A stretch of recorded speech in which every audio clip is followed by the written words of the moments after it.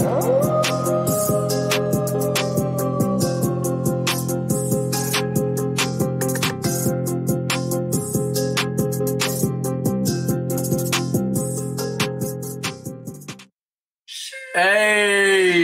we're back with episode 34. Is it 34? Actually, 32. 32. It's not 32. I'm pretty sure it's not 32. You sure? Sorry. I missed a couple episodes. Sorry, it probably is 32. It's my bad. let me double check that. Actually, let me double check that. I'm gonna go to my YouTube quickly and double check the episode we're on because I'm totally confused there, bro. Like as you can see, Q is well, we're recording later than normal on a Sunday, but basically what's actually happened is we've had major technical difficulties in terms of just StreamYard. Q, I know you're not on your PC today, No. but it doesn't matter. What we say is the show must go on, and yes, you are right. It's episode number 32, bro. Why did I think it was 34? No, because actually last week we had a technical issue in the middle of the show and we had to stop. So it kind of felt like 2 episodes last week. But yeah, it did. Yeah, like you said, the show must go on, man. All type of technical issues going on over here at the 808 studio. So we're gonna have to get all that straightened out. But we still gotta record the show and bring the Shoot Dog podcast to y'all weekly. Yeah. And I know you're a bit disheartened, but bro, we have some stuff to talk about today, bro. Because we'll talk about this later on, but obviously we threw a question out to our people, and they came up with a response, and you made a really good diagram or illustration of all these beautiful sneakers listed up in different types of colorways. And we mentioned this last week as well in terms of colorway discussions and what the best colorways were in terms of that. So we will delve into that into this episode. But also, like, let's just talk about how the week's been. So how's your week been, bro? My week has been pretty hectic on a personal level and on the sneaker level because we got the Alma Mayer Jordan Airship release, not Nike Airship, Jordan Airship release, it was a mess. So let's not delve into it just yet because I wanna use that as one of the topics that we're going to discuss. But was it a Jordan Airship or a Nike Airship? Let's just get that corrected because everybody thinks it's a Nike Airship, and even me, I'm thinking it's a Nike Airship or Nike Airship. It is actually a Jordan Airship. It comes in a Jordan 1 box. Obviously, with the Alma Mayer collab, they gave the black with the blue instead of the black with the red that we see on normal Jordan 1 boxes. But okay, it is a Jordan Airship. Okay, so basically, we got a couple of years back, we got the Nike band Airship, and that was a Nike. Apparently, it was a Nike release. So, is Jordan Brand now classifying the Airship as a Jordan's signature sneaker? That's a good question because I think it could kind of go either way. I think putting the Jordan name on it is kind of a clout reach in a way. Okay. Because you can kind of regard the Airship as his first signature shoe, but I don't know if he was the only player that was wearing the Airship that season. If he was the only player wearing that shoe, then we could call it his first shoe, even though it didn't have the Jordan name on it. Yeah, but the Airship was always a sneaker that was just a stand-in. It was always just you had wear this for the time being till we designed the Jordan 1. Yeah, so in that sense, that makes it easier to say is his first shoe, in my opinion. Yeah. Like I was going back and forth with Scott about this because Scott didn't appreciate the Airship release, and I understand where he's coming from. Is just the white and blue Airship, right? It only costs $140 and it's super limited. A lot of people. Well, bro, let's just talk about this because we're talking about this. So, it's the MM. I see it like on the MM website. This is where it released this week.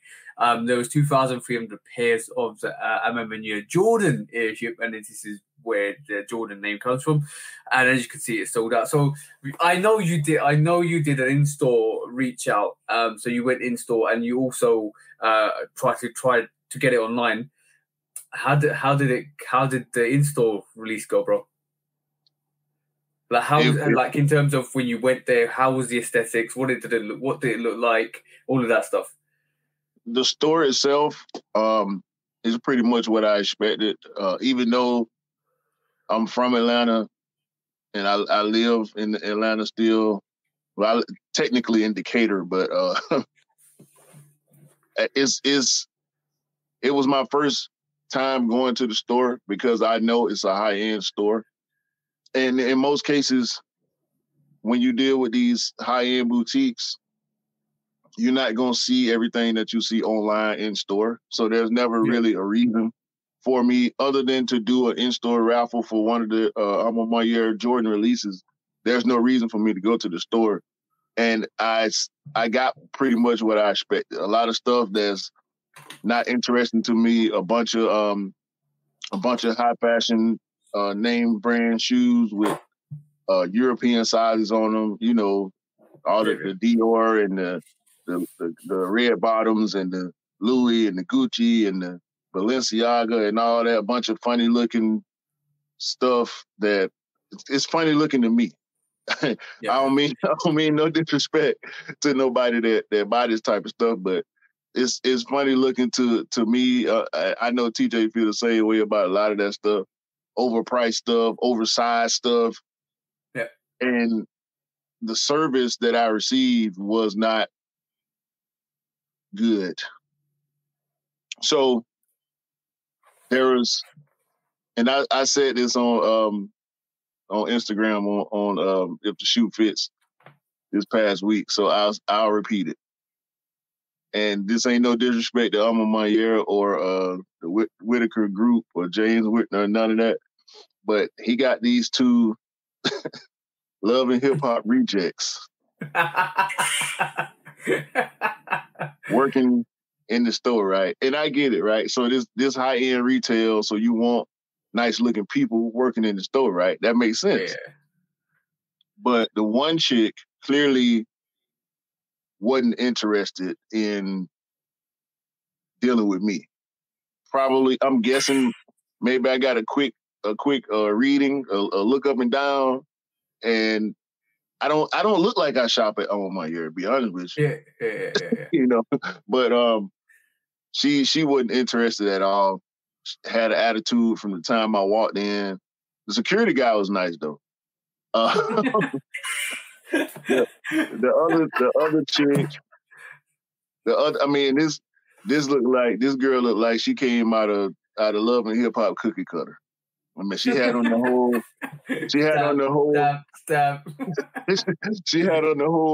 VH1 reality show starter kit. And gingerbread woman cookie cutter, pretty much like standard, just a standard thing, standard taste. You know what you expect on the tin. Yeah, 10 years ago we called them video vixens. Oh yeah. I remember that. Bro, so many rappers got caught up with video vixens, bro. but yeah, so we got this one chick and the other chick, and they look so much alike they could be sisters. I don't know, but the one chick didn't know what she was doing. The mean one seemed like she knew what was going on, and the other one, the nice one, didn't know what she was doing. So I'm stuck between a rock and a hard place because the chick that I want to deal with, because she's pleasant, she don't know what she's doing. So now I have to deal with the one that's got an attitude because she know the process. It was just impersonal, man. I'm surprised she didn't Gandalf your ass and say, "You shall not pass." Maybe they did when I left. I don't know, because she asked me for my ID. she looked at something on the computer, gave me my ID back, and told me I was good. So, and I know, it's 2,300 pairs.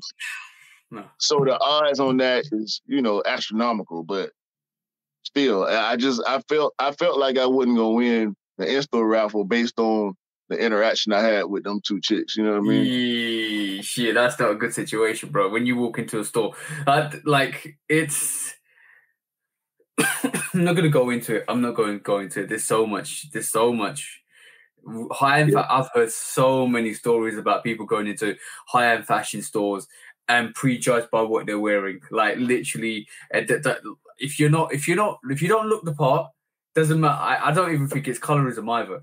If you don't look the part, they will treat you with contempt, bro, because you don't deserve to be there.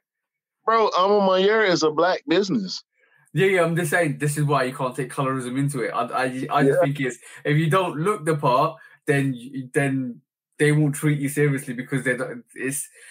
This is why one day, and it's gonna happen one day. This is why one day I will, if God forbid, basically, if it ever happens, right, and I do come into a lot of money, I'm not gonna change my lifestyle. I'm not gonna change the way I am. And I will still be walking into these high-end stores, not to buy stuff, but like just it's the power of knowing that you can afford it, but they think you can't afford it, but you can afford it, and then you just walk out and said, "I could have got that, but I didn't want to get it because of your attitude." I don't like the whole concept of judging a book by its cover at all. Like when somebody walks in, like you don't judge them with what they're wearing, especially if you're like putting in a raffle for a sneaker and you go into high-end shop and then they treat you with contempt like that. I don't think that's nice. Not at all, bro.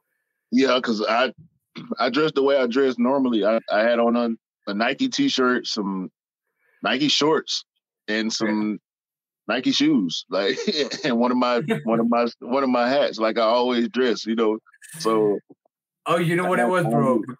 You weren't wearing a Balenciaga or Mason Marcomer, since that's what it is. But yeah, man. Going. Would I go back to the store? I hope I don't have to. As far as in-store raffles are concerned, I will when I have to. But as far as going to shop, ain't nothing in there that I want to buy. I understand what it is. They sell shit that I don't buy. So it is as long as they keep putting out dope Jordans, I'm gonna keep supporting. And even outside of that, you know what I'm saying? I respect what they do, but they need to get that employee situation in check, bro. Yeah, I'm just looking at this airship, and we've talked about this quite a bit on the show, and the fact that the airships for me, you know, what's really funny for me. It's it went from last week your disbelief that this was coming out to within a week it came out. You was like, oh, okay, this is a thing. And literally, if you watch the last episode, Q was like, "No, I don't believe it. This ain't a thing."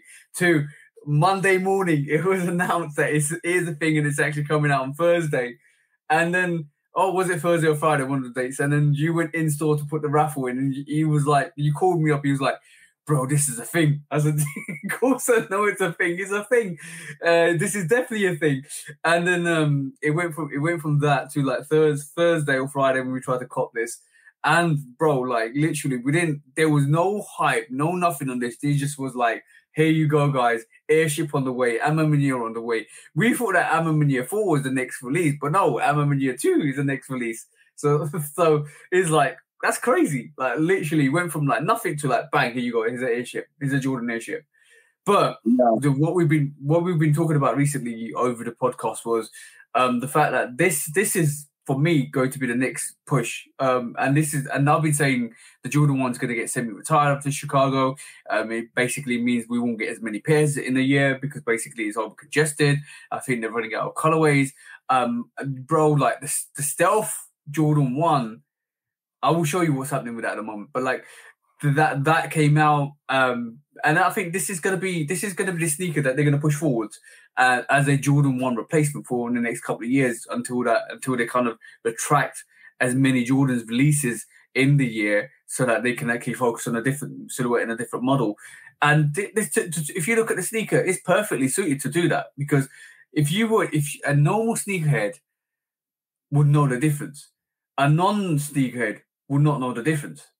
And the reason why I say this is, like, okay, cool. There's subtle differences. Like, you got Nike on the back. You got like, even from front top down view. If you looked at it from afar, that picture there alone looks similar to a Jordan 1. So if you weren't, the question I have for you and everybody else that's hearing or being a part of this conversation, should you or would you buy an all white and blue Jordan 1, like the metallic Jordan 1? If you would, why wouldn't you buy this white and blue Airship? If you would buy the metallic, the metallic high Jordan 1 in orange or red or purple or whatever colorway they release, why wouldn't you buy the Airship in that same colorway? You buy Dunks in that same colorway, even though the overlays on Dunks, you know, the traditional two-tone overlay, it's not present on this. But how close does that look like to a Jordan 1, bro? It's close enough. The shape is a little different. Yep. But it's close enough. And it's an Airship, so it has the same technology as a Jordan 1. Look like the same outsole as a Jordan 1, same midsole. It's got the same outsole. Look at that. Yeah. That's the Jordan 1 outsole, bro. Why not? So this is why. The only, like, this reminds me a bit of a Dunk back rather than anything else. So basically, it's a crossbreed between the Dunk and the Jordan 1. So and I think this is going to be given a push. That I think it'll be something new, something different, but something very reminiscently similar. And this is what they're going for. As long as they stretch it out, as far as the timing of them, like release a colorway every couple months, something like that. Don't clog it up the way they did with Jordan 1s. Yeah, don't force it down our neck. Do not force that down our neck, because there's only one thing that's going to happen with that, and that's going to be the same situation was happening with every other silhouette that gets forced down your neck. You just sit. And talking about sitting at this moment in time, I'm going to show you.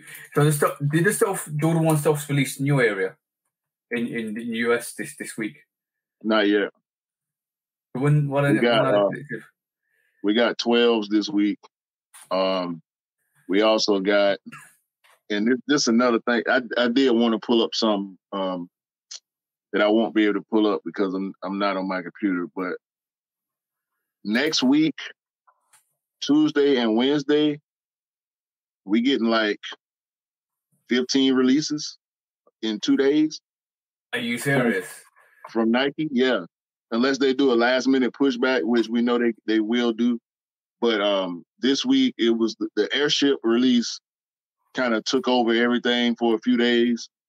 Mm-hmm. And then we got we got something else on we got Dunks. We got a Dunk Reserve.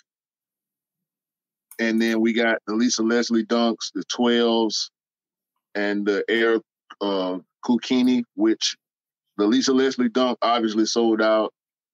Yeah. The 12s and the other stuff they released, as far as I know, the last time I checked, is still available. The 12s was available on Sneakers full size run.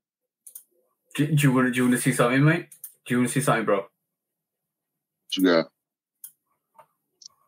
So this is the StockX price at the moment in time. I didn't mean to pull this up, but I obviously pulled it up by accident.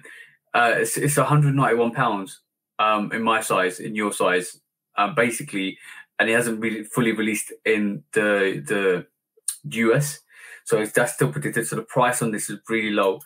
But what I wanted to show you, and what I'm going to show you now, is this. And this goes to what I've been saying for the last couple of months, or more than that, from last year.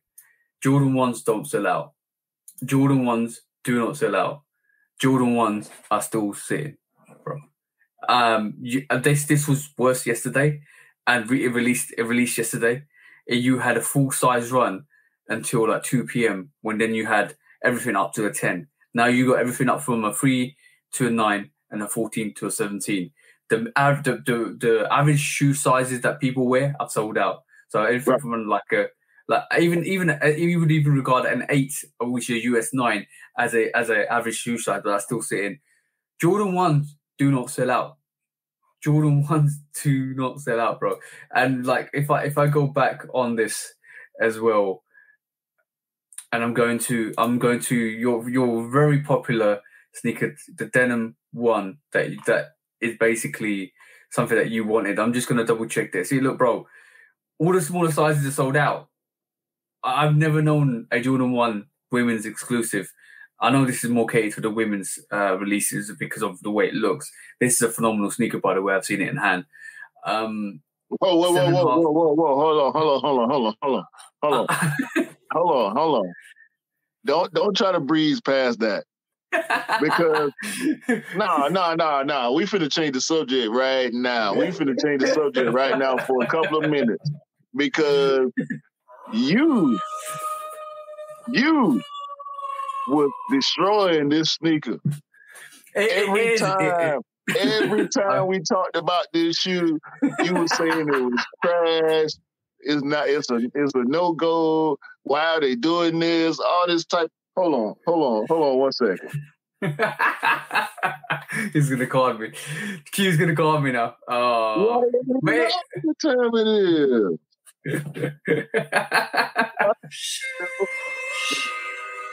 This is a phenomenal sneaker. Is that what you said? Yeah, it is actually really good in hand. It's really good in hand. It's very catered to a women's exclusive release, but it is very good sneaker in hand. If ladies like, even when my girlfriend saw it the other day, she really liked it. Really liked it. She thought it was a pretty dope sneaker, and like but some of the reviews out there are pretty good for it as well. It's good. It's a nice little release for the women's. For a women's exclusive, but like you've had the denims. I'm just going to quickly look at one more sneaker that's sitting on the actual sneakers website at this moment in time, and this is another women's exclusive. Last time I checked, there was pairs still running in this varsity red. The Chicago wannabe women's exclusive, bro. Look, all the bigger sizes are now sold out, but yeah, still sizes there. And this released 2-3 weeks ago. There was all the sizes up to maybe 11 and a half, 12. And I know, bro, like if you go to the retailers, they will still have these pairs in store. They probably still have larger sizes in store. So like Jordan 1s do not sell out anymore. That's official. If it's just a general release, do not sell out anymore. The varsity red sold out over here. It didn't sell out here. And it's really interesting because I actually overslept by half an hour. Woke up, thought, crap, I missed the stealth once. Only to realize that they were sitting on the sneakers app, and I just basically went, snap, there you go, thank you very much. And I've got my pair. Half an hour after the release, bro. Half an hour after the release. When's the last time that's ever happened? It's been happening more and more recently, bro.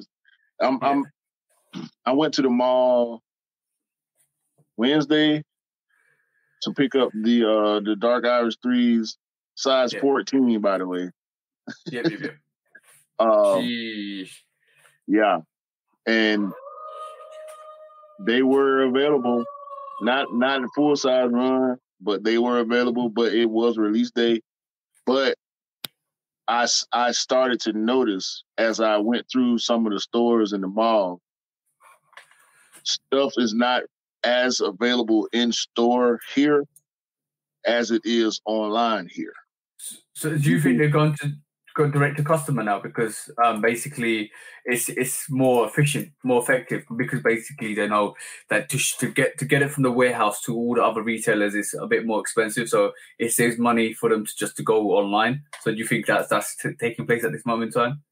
I do, because Nike stores, the only Nike store in Georgia that does in-store releases is Nike Linux.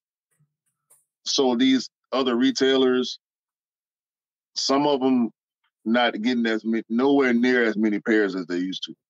Because in this current climate, if stores were getting the same amount of pairs as they were last year and the year before, you would see a lot more stuff on shelf than you do online. So if you're missing in store, you just have to wait 5 days, get it online because you can get it.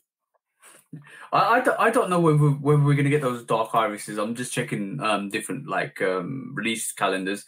The dark iris men's size that doesn't look like it's going to release it, so it might just be a US release. Wow, it's a good shoe, man. Like the materials on. I didn't do a review on it because I had a lot going on this week, but the materials on that Dark Iris 3 is similar to the Elephant. Dark, yeah. I'm trying to think of another recent 3 that I can compare it to, but I think is the closest comparison I can make right now is the Elephant because that was the materials are good on that Desert Elephant. It ain't like premium, but good soft materials, probably just thin leather. But the tumble on it, the quality on the construction, everything was good on it. And it was a 14. So if they getting 14s right, I'm pretty sure there's a lot of good pairs of them 3s out there. I just didn't like that purple. Yeah. To be fair, a lot of sneakers are sitting. And we just been told a price cap of our increases first 50. I think it's at 54%. Or more than that, actually. Sorry, it's more than that in terms of our bill. So it's not looking good looking good for the releases in November, December time this year because basically everybody's going to be struggling. So yeah, everybody that's talking about Jordan 2s and Jordan 1s selling out, people have got other things to spend their money on. I think a lot of people are going to be in for a shock when that release happens this Christmas. But on that note, we always we're in half an hour in, but we always discuss the releases in terms of what we picked up. So was there anything that you picked up this week? No, just those 3s, man. I mean, I wanted the airships. I chose to chill on the 12s. By the way, how did the online release go? It was a fluke. It was people. A lot of people got canceled. Cancellations, yeah. I missed Mr. Miller basically had a cancellation as well. I saw his stories. He got the order confirmed. They took his money and then all of a sudden cancelled it. And he was like, "What?" Yeah, a lot of cancellation. I saw a lot of cancel before I even talked to Miller about his because he DM'd me directly because he knows how much I love Amamaya. And so as soon as he got that cancellation, he was in my DMs going at me. Bro. I'm like, bro, like what the interesting thing is they're gonna hold his money for 3 weeks now. So imagine like you ain't got a sneaker and you ain't got your money for 3 weeks. Like, I think he'll get his money back quicker. But yeah, that online release for the I saw a lot of people couldn't get past the capture. I don't know if that was on them or it was on the system, but I know the system ended up glitching before it was all said and done, and sizes kept popping up due to, I believe, the cancellation that they were sending out. So people was getting W's, then people got L's, and sizes popping up. People thinking they had W's, but the shoes were never there. Those sizes that were popping up, I don't think those shoes were ever there because I tried for a couple of hours. Scott let me know. He saw a story somebody posted that sizes were popping up. I got a notification from Soul Links that sizes were popping up. Yeah, I was in there. I think it was just defective. The system was defective, showing pairs that weren't there, like you're saying. Yeah, and I said to Mr. Miller, they must didn't spend that $1 million on this release because all the other, it was actually $500,000 that he said they spend like $500,000 on each release. But Oh, I you don't mean know. for the bot protection, yeah? Yeah, yeah. And trust me, it didn't last. You know, he said James Whitner said the average release lasts like 11, 12 minutes before everything is sold out. This didn't even get to 5 minutes because of the limited quantity. So Yeah. it was just bad, bro. It was bad. I don't know what happened. We probably won't ever know what happened unless the people associated with the release come out and start giving us information, and they're probably not going to do that. No. It was always going to be trouble because, like, what people don't see, only things that really sell out is really hype and really limited stuff. So the airship is very hype. The airship Ammonia is probably going to be up there with one of the most limited pairs limited pairs in recent times, because we're talking about like 2,300 pairs, and that's not much. And you're talking worldwide global demand for that would have been way beyond 500,000, I think, on that pair, because basically it's an Ammonia sneaker for one. Secondly, it's an airship that a lot of people don't see airships. The last time we saw it was a couple of years back with a band that released in limited quantities as well. They made that really limited as well. So airships. I think that was 2,300. Yep. And literally, this Ammonia airship is going way more, going for way more than the band airship. The band airship is going for, I'll show you in a bit, but in my size, in my size is about £1,000. But when you look at the airship band, which came out a couple of years back, I think 2020, not Air Max, airship 1, and airship, it literally was called the Nike. Can you see my screen? Yeah, it was literally called the Nike Airship Pro. So this was regarded as a Nike airship, and as you can see, this is what released. This is the band variation that apparently Michael Jordan wore. This released in 20, which was what we are for it released. And as you can see, my size is about £454. So the original variation of the airship, which was limited to 2,300 pairs, of the band variation that released in 2020, was going for £454. And because the airship and the new airship, and it comes in that royal blue colorway, royal blue and white colorway, it was limited, and the brand itself, the Ammonia brand, holds value. That's the reason why the prices are hiked up, and that's the reason why it got sold out really quickly, because of the demand behind it. I think it's another, like, for me, it's another ploy. They're going to release more airships going forwards anyway, so they're going to release more and more airships, and with that, they're going to basically kind of work out how to maneuver, how to release more going forwards, and then we're going to see the decrease in Jordan 1s and then the increase in airship. We've already got like 3 or 4 more airships coming out this year. Oh, not next year, sorry. So we know that's going to be a thing. That's definitely going to be a thing. Yeah. I mean, so, I'm cool with it, bro. I mean, airship. And quickly, what I was trying to get Scott to understand, and I like I said, I understand how he feel about this release. Yeah, the release was horrible. I'm not going to debate that. The release was horrible, but it was said. Now we know Ammonia. They ain't dropped the ball yet. Everything that they have released has been top tier, quality wise, material wise. Everything is on point, right? If you get this shoe in hand, I believe that this will be some of the best leather. Mm-hmm. This will be some of the best quality control, and the limited number of them just adds value to it anyway. So I think it was worth it. Did it happen too quickly? Yes. Should they have done GR numbers? Yes.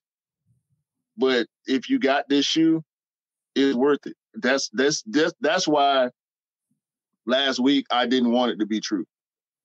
Yeah. Because if it was true, 2,300 pairs, it should have just been friends and family. They should not have done a regular release for this sneaker, because the odds of getting it are little to none. And how many people that actually bought this shoe is going to put it on foot? Not that many. Yeah, I to be honest, I would. If I do get an airship, which I potentially will get an airship in the future, I'm definitely putting on my foot. I was. The New Beginnings pack was really good when it first came out, and it had that red variation of the airship, red and white variation. I got Yeah, used to it. I got used to it quite well. So when they dropped the band variation, I was like, "Yo, that's dope. I want to wear it." I would have worn both of them. But to be honest, I do appreciate the airship, what it means as well. And I probably will end up picking up an airship. I think it's dope what it is, what it looks like. Um, and I want to see that. It's a good way to have a look at the comparisons between the Jordan 1 and the airship, and see what the differences are, see what the fundamentals are. Even you can even take a dunk on that as well to do a comparison between a dunk Jordan 1 and the airship, and see what the fundamental differences are with the paneling and how what the cut looks like and everything. So that would be a good review to do. But yeah, I would if that I mean the airship would definitely go on my feet. Like if I ever got it, if I went in for it. I know I knew it was difficult, so I didn't even try, bro. I knew it was going to be difficult. So I was like, nah, that's fine. But on a different note, I did pick up two things. So number one, I actually have two more things coming. No, I have one more thing coming as well on top of this as well. So first one's a personal fear. We talked about this last week. We did say like we would have a look at it, but yeah, bang, the Jordan 13 French Blue. Like I think it's dope. I don't think it's as horrible as what you made up. Maybe you just saw a bad pair, but like yeah, I think it's dope. I think it's a dope sneaker. Just in general. Like I like the color blocking. It is very. I like.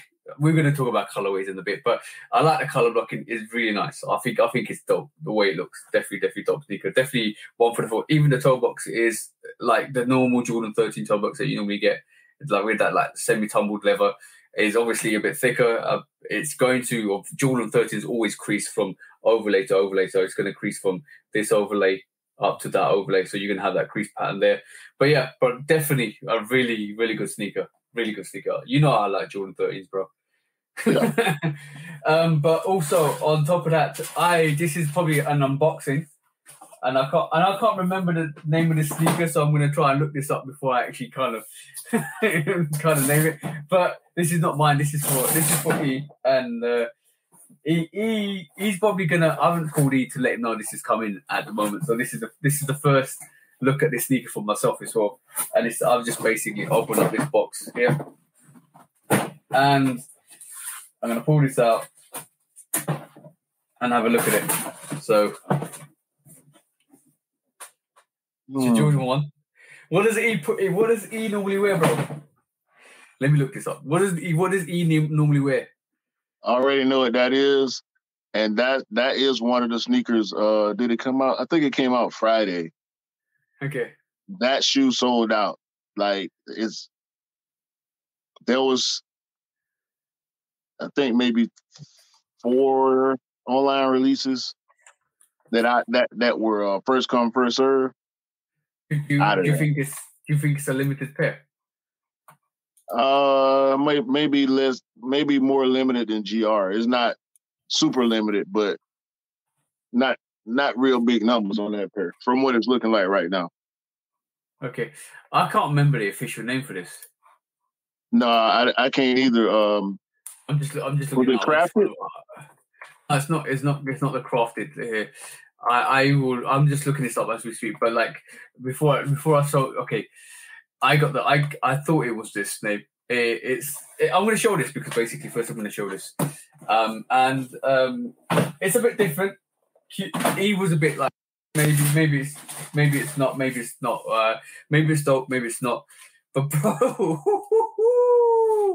this is dope. This is actually dope. Yeah, I called it. We called it on the last review, on the last release. The last release video we did, we called it. Yeah, this is quite a dope sneaker. So basically, I'm gonna leave the materials to this, but it seems like it's a mixture between neoprene and leather on this. So, and as you can see from panels there, it's all like foamed out. All the panels are cut foamed out there. So it's called. I'm gonna get this right. It's called a Jordan 1 Retro Low X Black Smoke Grey. This is what it's called. This is the official name, and you do get like a sale version of laces that go with it. This is actually dope. This is actually really dope. Look, that Nike at the top is what kills it. This is actually really dope. Really dope sneaker. I'm gonna do the review. I don't think a lot of people actually have that sneaker or done the review on this sneaker because I don't think a lot of people picked it up. But on the release itself, I'm just gonna have a quick look. My phone's dead. On the release itself, I'm gonna have a quick look because I think this is still in stock on the sneakers app as we speak over here. So I'm just gonna pull this up. But yes, it is a dope sneaker. Just we go to the Nike site again. This is a dope sneaker. I've seen it on a couple of people's feet. It looks like the shadow gray, the shadow low variation, but like the bit different than the shadow low. But also, it reminds me of what Travis is trying to do next as well. A little bit. That Travis, that black Travis is a lot different because of the contrast edition. You got the contrast from the foam on that low X. So I get the similarities, but white stitching on all black, that's a W for me. Well, so I'm gonna pull this up. Hold on. So they only got low sizes up to size 7 in that at the moment, and a couple of high sizes. But what we just talked about is this, bro. It is the Travis Scott. It's called a Phantom or the all black, and we're going to call it the triple black. This is the Travis Scott Jordan 1 Low. This is predicted to come out in the winter time or the fall time. This is what it looks like. What do you think? Goes in hard? Yeah, I like that. I know a lot of people don't, but I do. Yeah, I think the red laces suit that way better.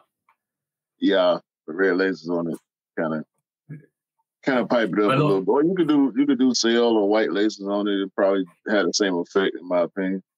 Yeah. I think a lot of people calling this the back to school sneaker, just another black on black and white stitch sneaker or all black sneaker with white stitching.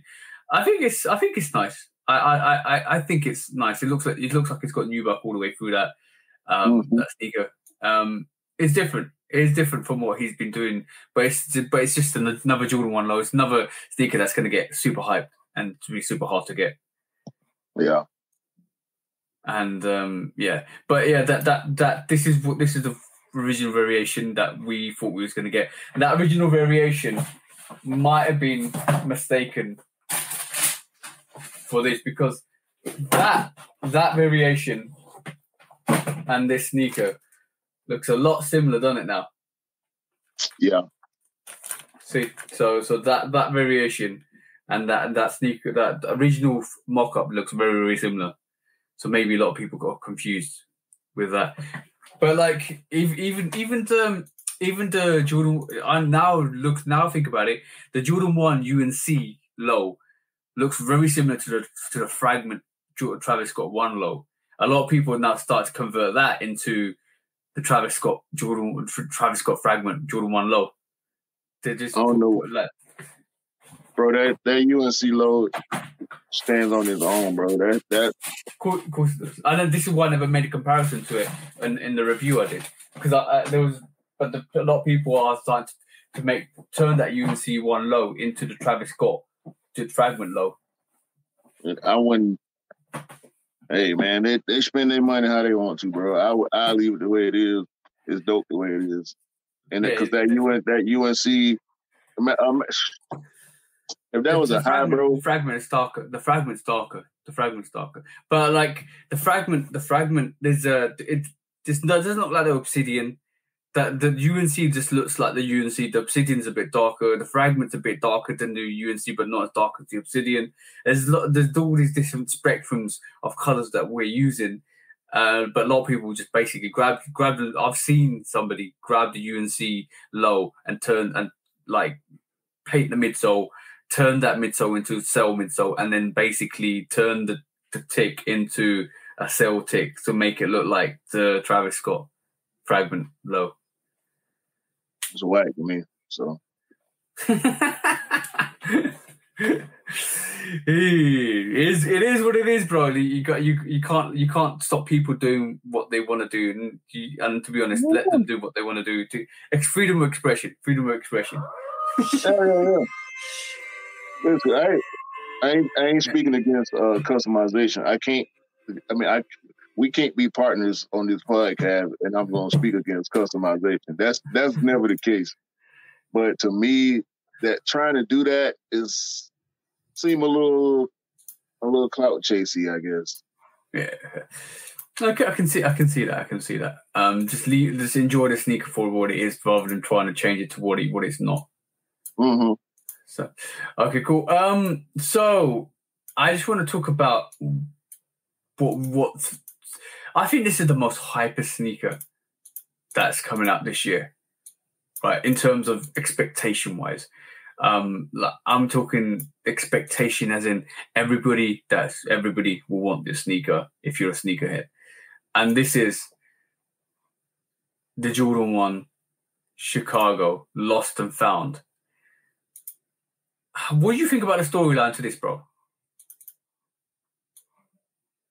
I don't mind it.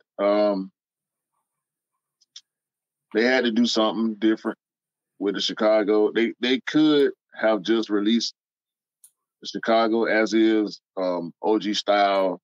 If they want to protro it, change the shape or pre-age it or whatever the case is, fine. The cracked leather lends itself to the storyline that they chose, which is why I don't mind it, which is why I compare it to the Rebellionaire and the Visionaire. So I don't mind it, bro. I ain't got no Chicago. I can't be pure in this instance because I ain't got no Chicagos in my collection. Yeah. So just to remind everybody, the black heel paneling and ankle paneling at the back is all cracked throughs.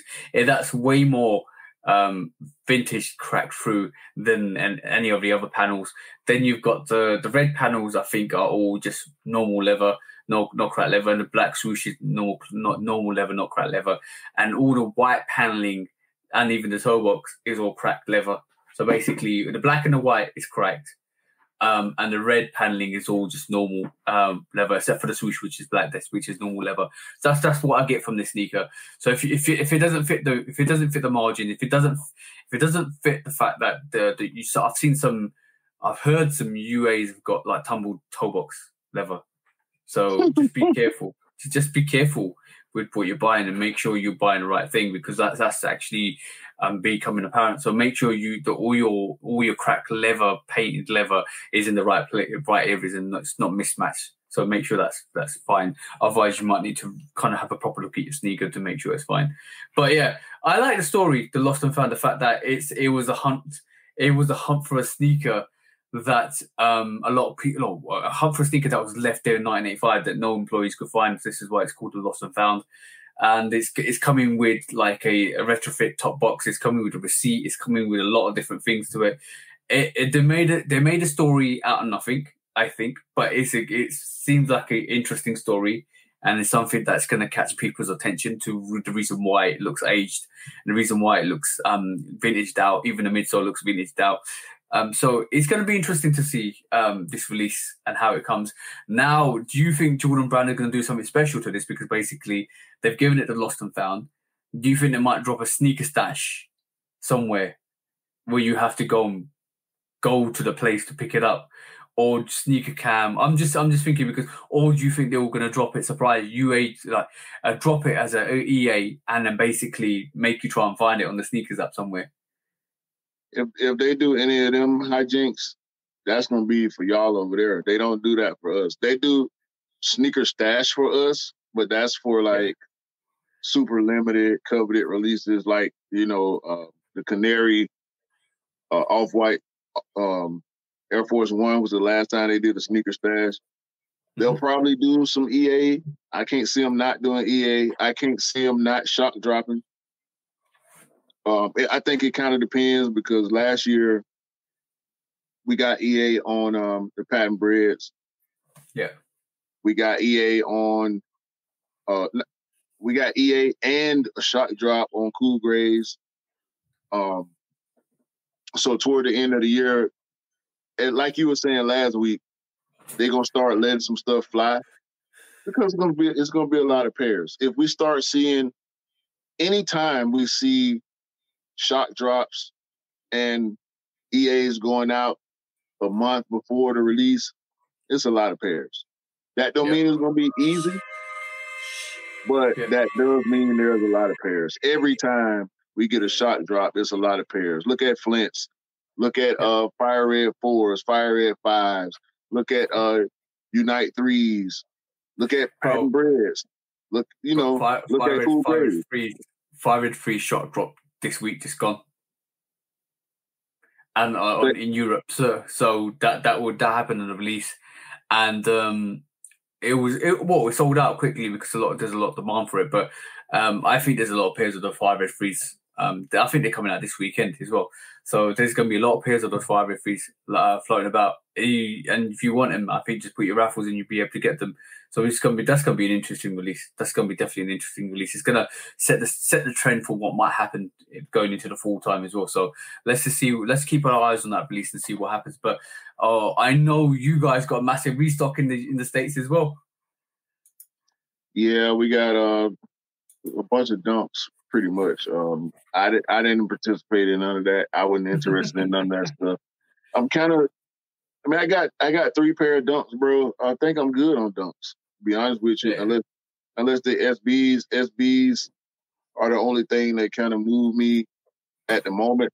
There were some dunks like the Jackie Robinson dunk or the Civilist dunk, certain stuff that I really, not even the chunky dunky so much anymore. Okay. Not anymore. I mean, that's no disrespect to the chunky dunky. We all know what that shoe is. But if I had to choose between the chunky dunky and the Civilist, I'd probably choose the Civilist. Yeah. If somebody walked up to me right now with a genuine, authentic size 11 in both of those shoes and said you can only pick one for retail, I'll pick the Civilist. Okay, I probably would do the same thing. I like the Civilist. Chunky Dunk is unique. It's very different. It's a very attention sneaker. So basically, as soon as you got it on, a lot of people know what it is. The Civilist is a bit more undercover, I think. So a bit more, people know what it will be, and people who know the Civilist will know the Civilist. Chunky Dunk's been like in the public eye for a lot longer than the Civilist has. So on that note, I think I'll probably pick the Civilist. I like that whole transformation, the heat on transformation. It's so good. Yeah, so good that. I can feel you. I definitely feel you on that. Definitely. Okay, cool. Next story of the day is for the podcast is I know you've been talking about these for quite a while, and you're looking forward to this as well. So I'm gonna kind of look at this and have a discussion with you, bro, because we were talking about this is now called the Jordan System .23. This is what the clog attack on the clogs is all about for this one. So you got one variation, attack of the clogs. So you've got this variation. It's a battle of the clogs, but it's attack of the clogs now because basically we've gone from like, what was the first one? New Hope. We've gone from New Hope to Attack of the Clones, which is Star Wars variation. But yes, we've got this. I'm gonna just quickly stop sharing because I'm gonna share my I'm gonna share my window rather than don't worry about that. Ignore me. So we've seen that's the first variation. This is the second variation. This looks like a bit more like the Neapolitan Jordan 3, which has got like this light pinky cell outer croc, which goes with it, and then obviously you've got that black inner lining in it. It's like a separate kind of inner sock that goes in it. You've got this. That's the second one.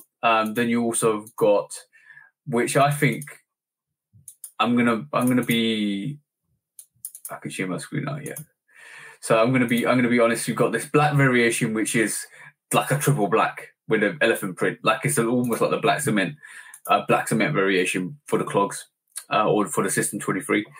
And then you've got this multi-grey with the fruity pebbles in a lining. It almost looks like a fruity pebble in a lining. So you've got four variations. You've got the classic that we've seen, which is the sail with the grey. We've got the grey with the multi-grey or grey multi, which is basically got like a fruity pebble in a sock. You've got the all triple black, and then also you've got this Neapolitan looking variation. What's your favorite, bro? Because you've been looking forward to these. And by the way, I think these drop on the 7th of September. 7th, yeah.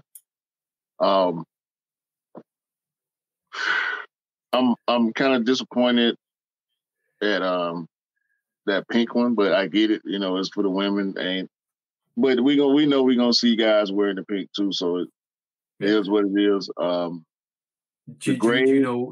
Do you know what my favorite is?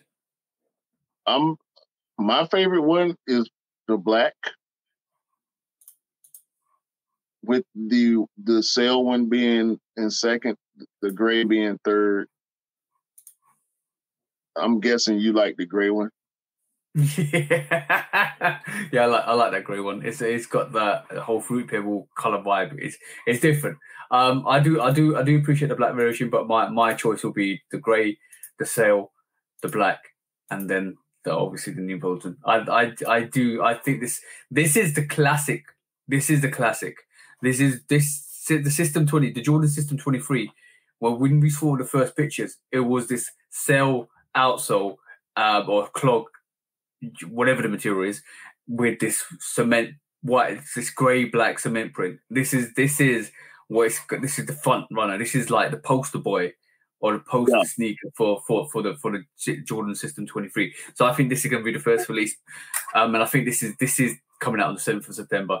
But then I feel like there's going to be, off the success of this, we're going to see multiple different pairs come out. Obviously, just like what Adidas did with the Adelaide 22, we see multiple pairs come out constantly, bang, bang, bang, bang, bang. So I'm looking forward to see what comfortability they bring with this, and what kind of how easy it is to wear, what the hype is behind it. It's going to be interesting, and this release is definitely going to be interesting. So I know you're looking forward to it. I know you want to get a pair of slides and a pair of clogs on your feet, and I know you're a Nike guy. So they've just catered. They're just basically battered you up for this, bro. And it's for you to cop and get that home run. Yeah, that's what they want. That's what they want. They're trying to convert me to slide culture. I mean, even bro, I'm not. If and when I get a pair of these, because I don't think they'll be hard to get, to be honest with you. Yeah. That first colorway will probably sell out. The white one probably will sell out because it's the first. But after that, shall we call this the white cement 3? The white cement 23. See, the white cement System 23. Yeah. Then you got the black cement System 23. Then you've got the Neapolitan System 23, and then you've got, let's just call this what it is. Let's call this the grey fruity pebble System 23. It's good. I think it's a good switch up. Let's just see what the quality is like. Let's just see what people think of this. Let's just see what their first expectations of this, and then we can kind of have a look at it as like everything we to look at in terms of slides and Crocs. And clogs or whatever they are. We always look at, for number one, comfortability, number two, who it's made by, and number three, the materials, number four, the aesthetics. And there might be a number fifth category about suitability for the location and occasion and stuff like that. So those are the 4 to 5 factors that every clog and slide is going to be judged under. So let's just see how successful the new Jordan system .23 is. So I'm interested to see. But I'm not. Even if I have a pair of these, I'm not going outside. Like, nah, bro. This is like, for me, vacation. Close to the water type of deal. I'll probably wear the booties around the house without the clog. If I gotta run, take the trash out or go to the mailbox or run to the corner store or something like that. Yeah, but I ain't trying to. I'm not being out all day in these like people do with clogs and slides and Yeezys and stuff. Bro, like, when did it go from like wearing slides around the house and on the beach to wearing slides outside?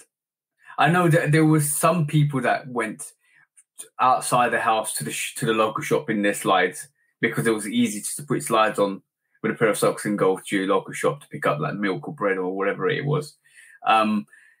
Now it's transcended into everybody's wearing it just on the general to go to high streets, to go shopping, and it's the heat rate. Can you imagine the heat radius from people that used to wear it in their house, and they used to basically wear it around, and you see the heat zone around the house, and then it gets left there to some people that kind of transition that to go into their local shop. So you see the heat zones now in their house, and a little bit like spider legs going to the local shops. Now it's like all over the place. It's literally all over the place.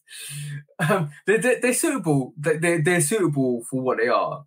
But basically, I just feel like I like a good sneaker on my feet when I go out somewhere, as a statement, rather than just as a casual. Like a slide is so casual now. Like a Yeezy slide is so casual. Yeah. They almost kind of replace sneakers in that casual aspect, but not for everybody. I can't do slides and Crocs and stuff outside like that. Maybe if they're comfortable enough, maybe I'll change my mind, but I doubt it. That's not how I want to be outside. Put it like that. Okay. That's the music to lose, choose, or dump, right? But basically, it's not. It won't start off with a lose, choose, or dump. But if it develops into a lose, choose, or dump, let's just beat it that way.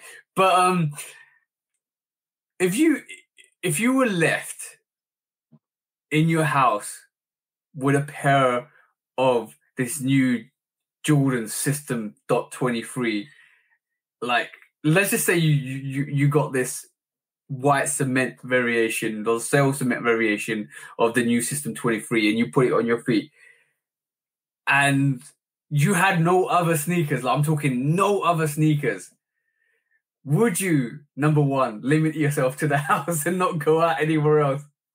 Number two, go to the shops in your bare foot because you don't want to wear them out?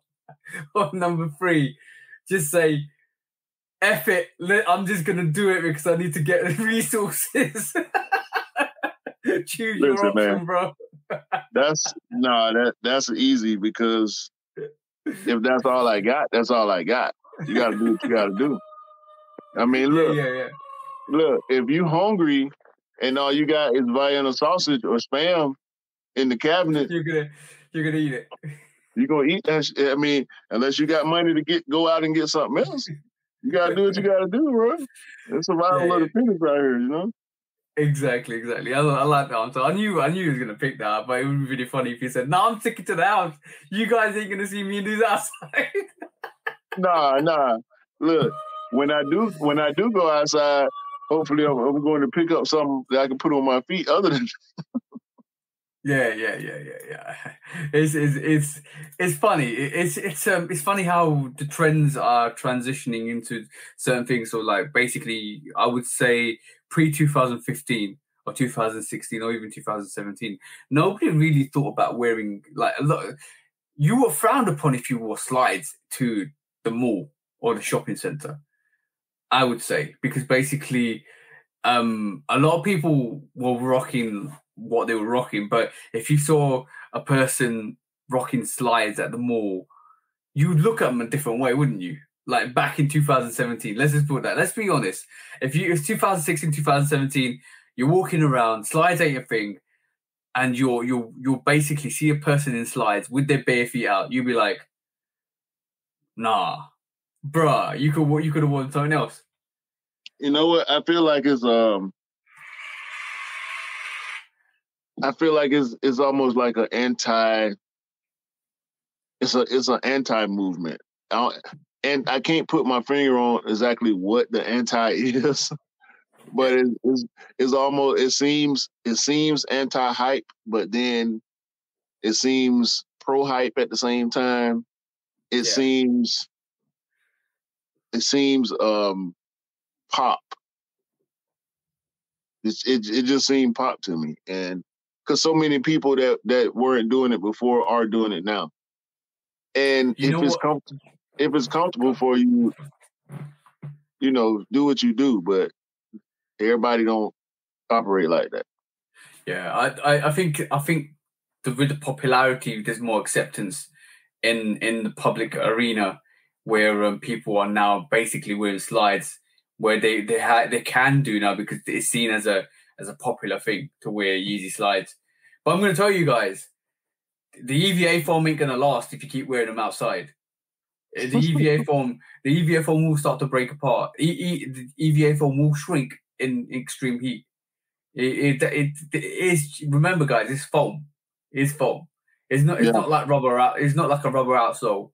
It's like a soft premium foam, like a memory foam. So if you are going to drag your heels, you are going to fall apart. Yeah, I mean, you better do some research and figure out if there's a way to condition that stuff to make it last longer. Because I can't. That's why part of the reason why it's bad enough on your sneakers when you wear them a lot and you start seeing the tread disappear. You know, threes and ones. Like you start seeing your stars go away. You start seeing heel drag depending on the way you walk or type of movements you make. That clogged slides and all, nah, bro. Not when I did the one time I did wear Crocs, I was working at the airport. Yeah. And I was inside all day on tile. So I didn't fear the shoe breaking down like that. You know what I'm saying? And that's where I started. That's where I see, still to this day, I see more clogs in restaurants because I deliver alcohol. So I'm going in the back of restaurants all the time, and half, if not the majority of the kitchen staff is wearing Crocs. You know what I'm saying? Because they're comfortable. Yeah, I can believe they're comfortable. But like for my thing, I'm not seeing a lot of people wear foam runners. That's one thing I'm not seeing. A lot of people wear the foam runners. You see foam runners a lot in the US. A lot, bro. Okay. Damn. That's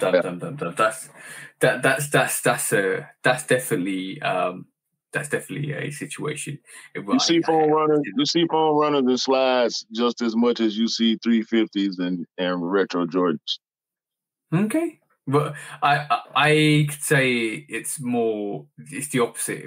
I see some slides. I don't see a lot of foam runners, but I see more dunks out there than anything else. Dunks are like literally taking the platform for or competing with Air Force Ones now.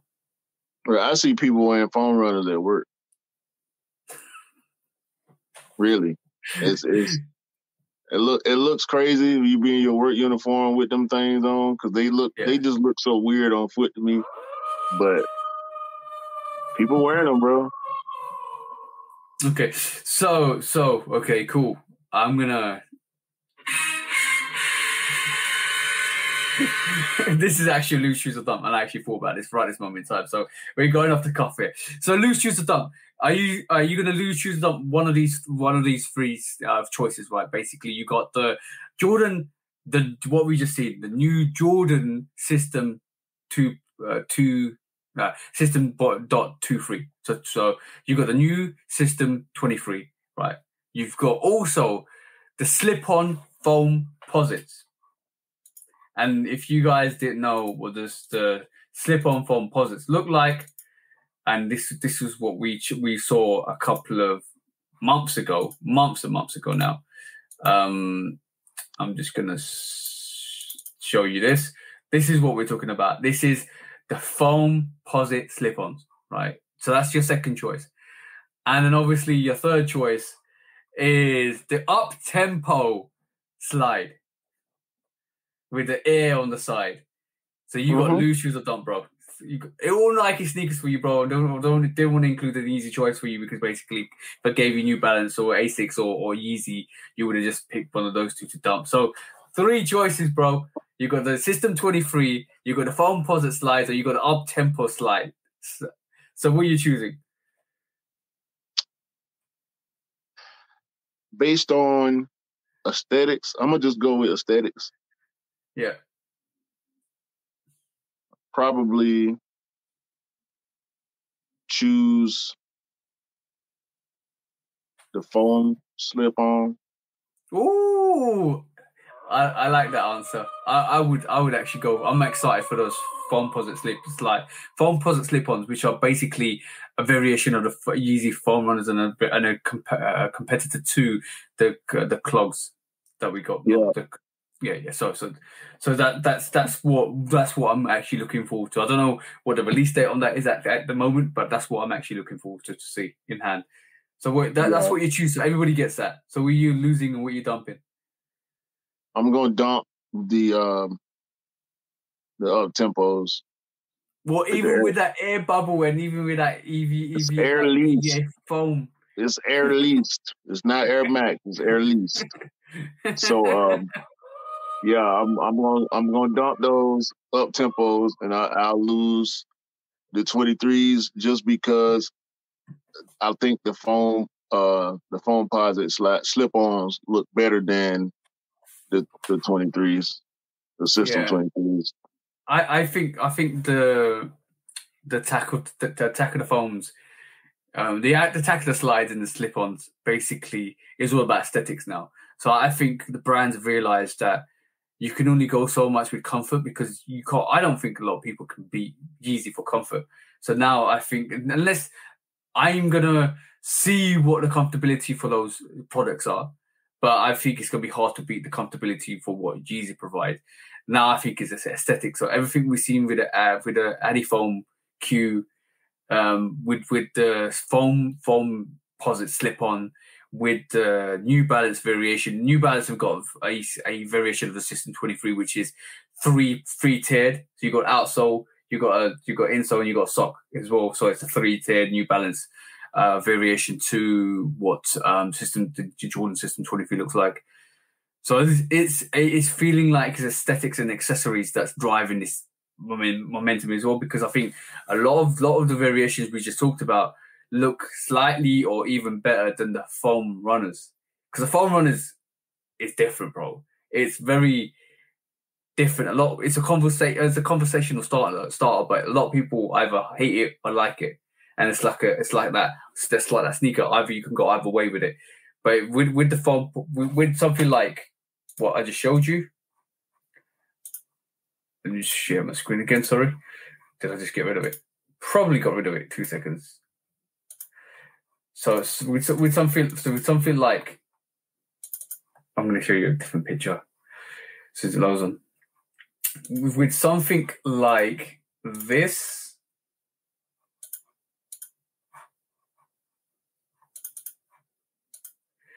see that's more aesthetically pleasing than something like to some people than something like the foam runner.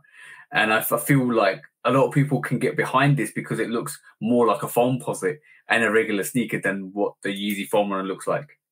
That's what I feel with this. It's going to draw more attention to it because of what it looks like. Yeah, the foam runner is like a helmet for your foot. Oh yeah, he made a foam runner for your face. So yeah, I'm good. I'm good on that, bro. Good on that. You just have to throw the dig in there, bro. You lit the dynamite and the dynamite and ran. How am I digging, bro? That's what he did. He did it. He did it to himself. Yeah. I'm just stating facts. He made helmets for your feet and shoes for your face. So one thing on a very, really, really serious matter, we're gonna talk about this. And obviously back last year in 2021, was it August time last year in 2021? A Shoe Palace employee got shot and killed on a raffle release, and just trying to find the name again. Jaron Bradford, who was 26-year-old, was shot and killed in Melrose last year because of a sneaker release. He tried to kind of stop an altercation and he got shot in the process and obviously passed away, which is tragic. But now the family are suing Shoe Palace and basically put a lawsuit against Shoe Palace and Nike over sneaker violence. What's your thoughts, bro?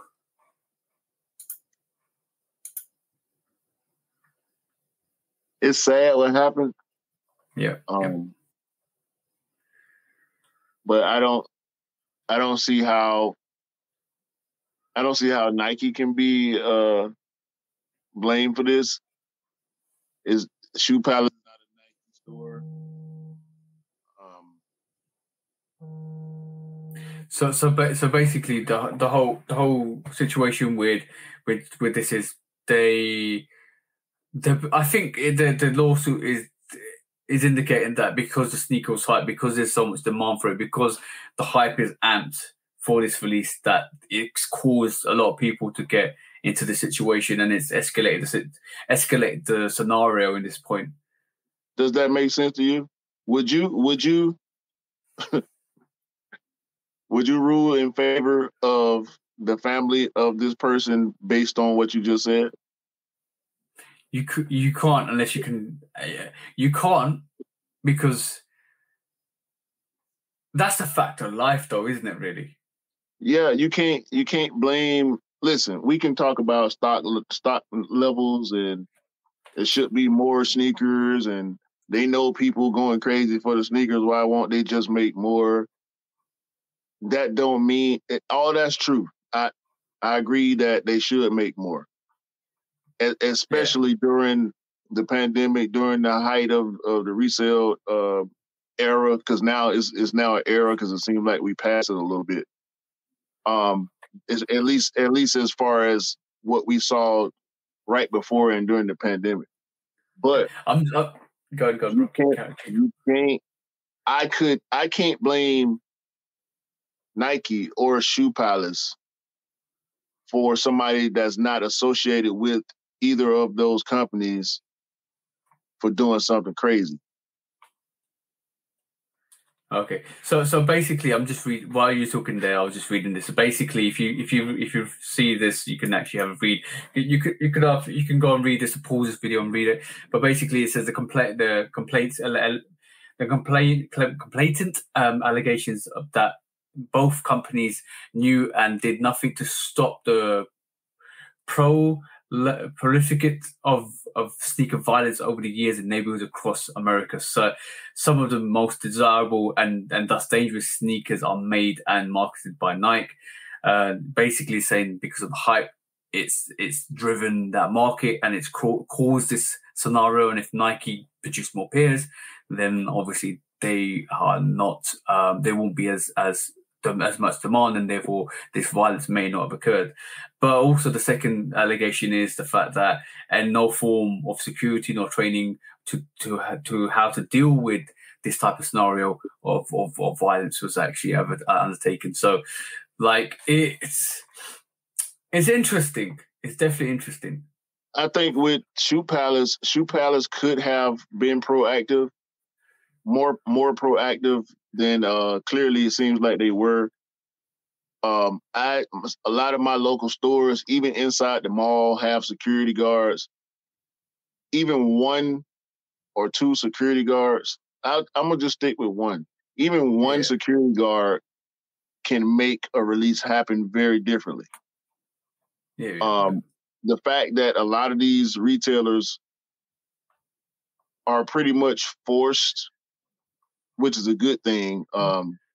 Not being forced, but they are forced into hiring security people for these releases, especially on release days. First come, first serves. I don't see how a raffle. I'm guessing it was a sign up. Yeah. But if it's a raffle, there should be no commotion if people just coming to pick up for their raffle W's. You definitely can't blame the store for that. If people coming to pick up for raffles results in violence, that's not the store's fault. Because doing a raffle where people coming to pick up shoes that they confirm W's on, that's the right way to go. That's why we have the raffle systems that we have today, to stop a lot of the violence. And it's worked. Yeah. It's worked. Only in first come, first serve situations does it get so tense and so hectic to where you need security people. You need people that have done sneaker releases before. You need people that's going to control the crowd. You need people that's going to have a voice and a presence to be there, not only in the community, because we do have some of those people in the community as well, but you need people that are paid to do this, that's going to be there and handle these situations, so we don't have people dying, people getting stabbed, people getting jumped and beat up and all that kind of stuff. I mean, these stores make a lot of money, bro. They can hire a security guard to come and be there for 5, 6 hours, 7 hours. They can, call the police. I've seen stores call the police and have the police oversee first come, first serve lines, and they're on the clock for whatever department they work for. They're not on the clock for the store. Because if I was a police officer, I would rather go to this place and help contain and corral this chaos versus show up after the fact to pick up somebody off the ground. Yeah. I basically we don't see a lot of first come, first serve anymore. And when we do, it's different. Like the Patter triple white, the Patter all white release was released this Friday, just gone, and that was the first come, first serve, and there wasn't any drama. But it feels like when it's a bit more controlled and everybody knows the situation, it's better. But there's a bit prior to that, there was releases in Glasgow, there's releases in London, there's releases I went to as well. Obviously, you know about the Obsidian One release. And then we all see this first come, first serve. First come, first serve is almost obsolete as we speak. It almost doesn't exist anymore. In the true sense of what it used to be pre-2016. It doesn't, even 2019, it doesn't exist anymore, because basically, like, they don't do it because they don't want the drama on their doorstep. But this is obviously a raffle release, and it looked like there was arguments from the raffle release, and he got caught up in it, and he got shot. Unfortunately, it's tragic what happened, and I don't know. Sometimes you don't know what's going to happen until it happens, and then you'll have to deal with the consequences and put the actions in place so it doesn't happen again. And I think that's one of those scenarios where it's unfortunate what happened. Obviously, working in Shoe Palace, working in Foot Locker, working in JD, working in N, working in Offspring, working in any of these retail stores, you know what the situation is, and this is you need, if you don't know, you need to know what's going to take place in your store. And I feel maybe Shoe Palace could have warned people that this is going to happen, or there might be a training platform in place now. But this is why I don't understand when you go to some stores, some of the employees don't know the releases. Like, if you go to a store and you ask somebody for something, they don't know what the sneaker is. And you're not supposed to know what the sneaker is in general. Like, if you work there, if you might just be an employee, but you might not be a sneakerhead, and I understand that. But when you're dealing with very rare items, and items that sell for ridiculous amounts of prices, and it becomes a commodity that everybody wants. You need to know what the situation is. It's basically like you walking around with £1,000 in your pocket, just hanging out, and people can see it. You need to know the situation, because some of these sneakers do go for that much. Some of these sneakers go for 500. Some of these sneakers go for 400. So there will be people out there vying and trying to break their neck to get these sneakers. There'll be people out there camping for like 24 hours for first come first serve for these sneakers, or even longer. So from that scenario, your employee needs to be educated, and if he wasn't educated, he needs to know what the situation is. Sometimes this is why some people. I know some people it's a flight or fight kind of mode. You either go in help or you run away from the situation. And this is why some more people are reluctant nowadays to go and help people, because basically if you try and stop an altercation, especially in the UK, you might get stabbed. In the US, you might get shot. And it's like, how much do you value your life before you go into that situation? Do you need to kind of weigh up the odds of what's happening, how fast and how quickly it can go south?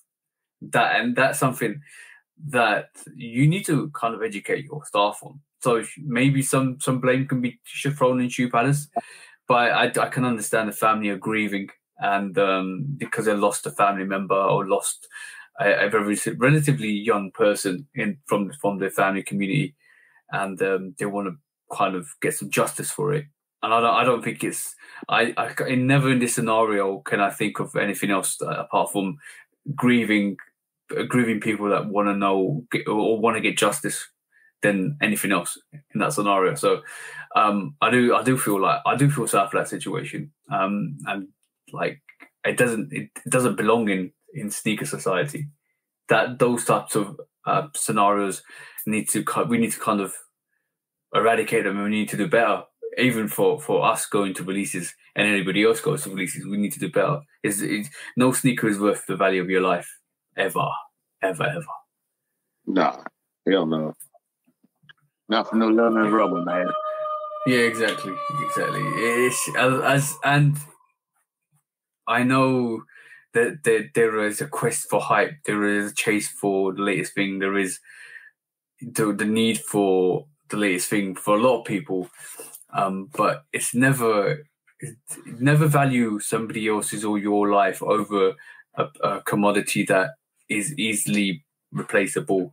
May not seem like that. That's at the time of the situation, but it's not worth it. Like 100 and something to get.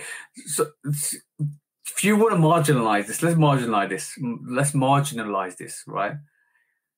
Even if that sneaker was worth £1,000 or even like 20 grand, I mean, you could get 20 grand if you sold it, or if you're a reseller and you want to get it, and you have to go through and do stuff like this to risk your life. You're basically valuing your life at 20 grand. That's literally that. In a way, you're valuing your life at 20 grand. So it's never worth the risk, bro. The risks always weigh out the reward in that scenario. Never in a million years is my life worth just 20 grand. Right. So and it's sad. It's a sad scenario, very sad scenario. And I don't know, we like to talk about positive things, but I wanted to just bring that up and get your opinion on it, because that is something that's happening, and I'll be interested to see what the outcome from that scenario is and how it forces Nike's hand. Because people died over sneakers for how many years, bro? Since sneakers have been about, I would say, since hype was about for sneakers. I mean, people die for crazier things. I mean, it's for a material thing like a pair of shoes. It's just, I mean, people go crazy about, their significant or former significant others in relationships. People go to war about families and big business. We talking about a pair of sneakers. Nah, you can have them, bro. I'm good. Yeah. I'm not getting in no type of physical or even verbal altercation with somebody about some shoes, bro. 100%. It's not worth it. Definitely not worth it. There's a bigger picture in life than just the commodities that you buy. Sneakers are. I like it. Like I always say, hobbyist. It's a hobbyist thing. It's a hobby that we pick up sneakers, wear sneakers, rock sneakers, like sneakers. It's a hobby. So you should never. For me, it's never that serious. It's never that serious for me to kind of affect my life. And you know I love sneakers, and this is why we do the Shoot Out podcast. But sometimes it's bigger. It's bigger than just a pair of shoes. It's always bigger. Yeah, that's what I meant to say, bro. That's what I meant to say. So, apologize for the downtone of that actual discussion, but more on a strategic value, bro. This one really intrigued me this week, and this one actually kind of basically caught my attention, and it is this. Talk us through this scenario, bro. Hold on, Adidas to change the CEO early as it battles China slowdown. So the general gist of it is the German sportswear are getting rid of Kasper Rohrstedt next year because he's still got 3 years left on his contract, but they're getting rid of Kasper next year. And you know why? This is I'm gonna read what this article says. Then we'll talk about why. The article's bullshit, but go ahead and read it. Go ahead. Yeah, I'm gonna read. I'm just gonna read the article. So basically, I know, bro. This is what we're discussing it. So German sportswear Adidas will replace the chief executive Kasper Rohrstedt. I think that's why we say it. Apologize if I don't say it right. Next year, he's still got 3 years left on his contract. Basically, it's because they blame it because of they blame it because they're suffering from shrinkage sales in China and effects of war in Ukraine. They're basically saying also the fact that shares in Adidas fell by 5% in Frankfurt. Basically, it's the current climate. They're also blaming COVID through this because there's examples of how the downtrend in COVID has happened. They actually celebrated his success pre-COVID because obviously sales were up to an all-time high, and they were selling out numbers. But obviously, over the years, we've seen a backlash with COVID. We've seen a backlash with what's happening in Ukraine potentially that could affect it. Obviously, Adidas don't provide anything to Russia anymore, so that's affected the sales, profit margins as well. There's a lot going on. There's a lot going on. But what's your take on it, bro? Yo, 2 words for you. Kanye West. Do you reckon? I think because we've seen Kanye speak on Kasper a couple of times. Okay. And I think Adidas has decided, and this is pure speculation, by the way. Yeah. We love, bro. If we don't talk about speculation, if we don't talk about between the lines, because let's get it right. Looking between the lines is pure speculation. Looking between the lines is a seek for truth and discovery, and it is always based on speculation. And if we don't delve into the speculation of the matter, we'll never know the truth of the matter. And if we didn't know the truth of the matter, we'll be zombies. So this is why I love this, because when we go into speculation, we always break it down. So go on, bro. Just give us your speculation. They decided that Kanye is more valuable than him. I think him and Kanye been well, I can't say him and Kanye. Kanye has been at his throat for a while. He wanted more control. He wanted a bigger percentage. And with the stuff that happened recently, with the slides and Kanye going crazy, they stealing my stuff and they won't let me do my Balenciaga. Blah. Oh, all of a sudden, Balenciaga Gap collab drop. All of a sudden, Kasper out of there. The Balenciaga release The Gap Balenciaga release was a couple weeks ago. Yep. And a week later, Casper is announced that Casper is getting let go. And they're gonna have to give him his money, because unless there's some type of clause in the contract where they can't fire him, he getting his money. So they're gonna have to pay him his salary, whether they give it to 3 him years early. Yeah, whether they give it to him throughout the term of the contract or they give him a lump sum, which I doubt they give him a lump sum. So he had a 10-year contract with Adidas because he joined in 2016. They'll probably cut him some of the remainder of his check and give him the rest of it over time. But I think it's Kanye, bro. I really do.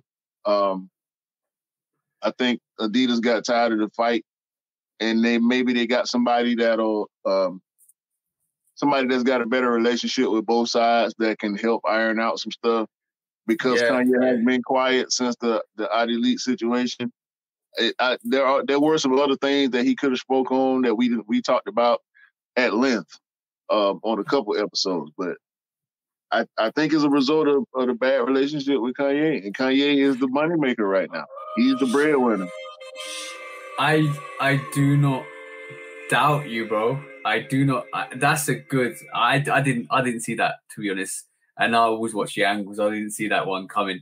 That's a good shout. I think you might be right there, bro. I really do think you might be right. Because every company is going through stuff. We saw Nike go through it with China. We saw everybody lost money, during the pandemic. Everybody had to do layoffs. Mm-hmm. Nike, decided to go more direct to customer and stop dealing with these retailers as much. So a lot of things have changed, but we haven't seen many CEOs get cut off like that either. You also got to remember, everybody's feeling the pinch. Everybody's feeling the pinch. I'm talking.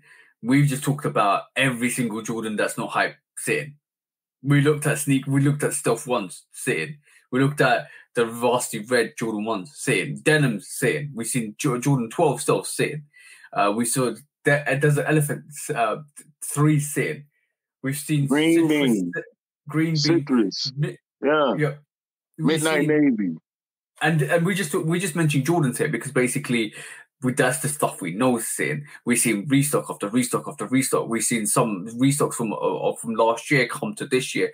We've seen a lot of releases. We've seen a lot of stuff is sitting. This is from the Nike Jordan brand. You don't see them. Everybody's feeling the pinch at this as we speak because of the situation that's going around in the world, the high energy costs. Now you fight with Ukraine and Russia. All of that's happening. All of that's happening is affecting us globally. There's other factors around as well. I think we potentially could be heading to another recession, but that's a whole different financial discussion. But everybody's feeling the pinch, bro. But this is I totally agree with you. Where now the only people that's having it's like a clear out. It's like almost like we can use this excuse to get rid of people that we don't want there, that can increase the relationship that we with people that we need there. Because if that's true, bro, we know who's actually got the power, who in that relationship. Well, check this out now. So we know, even though in business, across the board, all industries, in business, sometimes when high-profile people get let go, it's reported as an amicable split. Yeah. That's not always the case. We see it with sports teams where coaches and players and, front office people get let go. And we know about the bad relationships. We know about certain negative situations that happen before these people get let go of. But then the report is it's an amicable split. I think this is one of those situations where Adidas is like, wait a minute. We can't keep going this direction. We're going to end up losing this guy that pretty much is keeping us afloat. He's keeping us in the conversation. He's keeping us at the top of the pile. Yeah. And we can't afford to lose him because he's having disagreements with this guy. Even though Casper has been there and he's done a lot, he's spearheaded a lot for them. We don't acknowledge him. I didn't know who he was until Kanye brought his name up and it was in a negative light. So let's look, Casper. We can't keep doing this. You and this guy don't get along. We choose him. You got to go. We gonna give you your money, and we're not gonna damage your reputation on your way out. Yeah. This is a kind of the situation with Kanye. Even though I think it's still a publicity stunt, but I think there's still, like I said in the start, it feels like a publicity stunt. They're using the negative energy to push models that normally wouldn't be pushed, like the Adelaide 22 wouldn't get the same push, or the Adiform Q was getting that branding advert, stuff like that. But I did also say that there's still some of the frustrations that Kanye is talking about not having his Gap release, not being able to do sneakers with this higher-end designers and all of that stuff. That I can believe is true. That I can definitely believe is true. I don't even the pettiness that is Kanye basically coming out to saying my models are being copied. I think that was just out of frustration.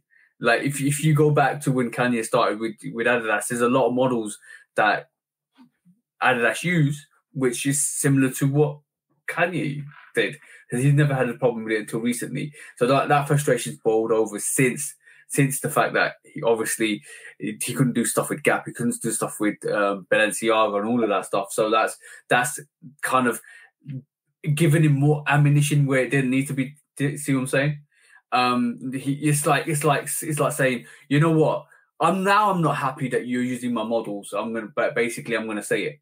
And it kind of enforced. It made people raise an eyebrow at Adidas as oh yeah, you are. But I don't think there was never a situation there, because I think he might have just been involved in some of the development of those sneakers anyway, from my perspective. But some of the true frustrations, which is the Gap and the Balenciaga frustration, is basically fueled at.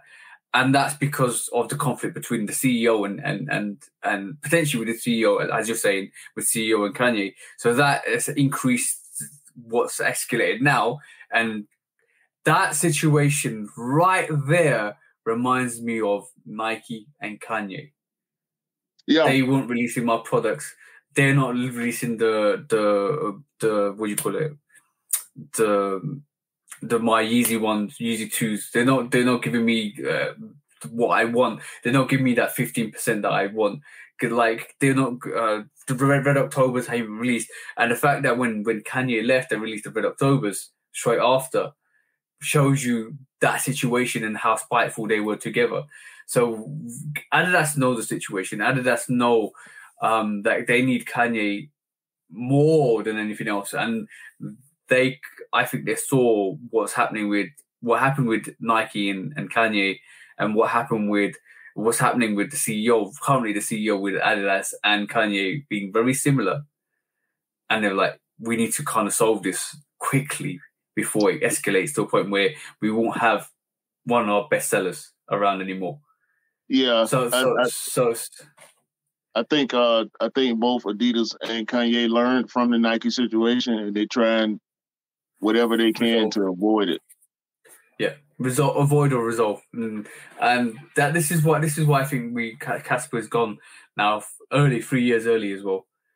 So he still had 3 years left on his contract, and that was just goes to show that Adidas wanted a quick resolution to that, because basically they don't want Kanye to leave, and they know that power struggle. They know the fact that he brings in everything. But will that affect Yeezy Day next year? Will that affect any releases next year? Because we're getting the Private Blacks next year. I don't know what it's going to do. If Kanye gets more control, of his brand, his releases. If it's Yeezy and doesn't want Yeezy Day, I don't think that's the situation. I think we'll still get Yeezy Day, but if he doesn't want it, that could change the whole spectrum of Yeezy releases. Yeah, and listen, there's no one man controlling everything. Yeah. You know, there's a hierarchy, there's a chain of command. So whoever was up under him and right above him, him being Casper, whoever was right below and right above him, they know what's going on too. Yeah. It's not like they taking him out and leaving a void. It's not like they're replacing him with Kanye. But probably, somebody else is gonna have that position. Maybe they'll have the same amount of power. Maybe they'll have less responsibility, or vice versa. But they probably won't miss anything unless they find out after the fact that Casper was doing something much better or differently than the next person. Yeah. So I mean, for their sake, I think if my speculation is true, it's a good thing for them, because now they won't have as much trouble containing Yeezy. You gonna always have trouble containing a dude like Kanye, because he's just so out there and he has the ultimate belief in himself. But I don't think it's not going to destroy the company. But it's going to definitely keep them. We're going to keep them away from first place, and that's what they're trying to get. Like making big changes like that in the middle, especially in the middle of his contract. Yeah, that's not a good thing. So let's look at it from a different perspective now. So I now truly understand the Kanye situation and the consequences of that whole situation coming to fruition from discussing it with you. Is this a general shake-up though as well? Like, I don't think so. Think of it this way. Like, I believe Casper's.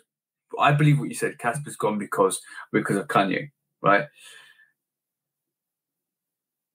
But don't you think Adidas is sitting there thinking, with Kanye is our biggest seller, what else are we doing that is important? Let's just take.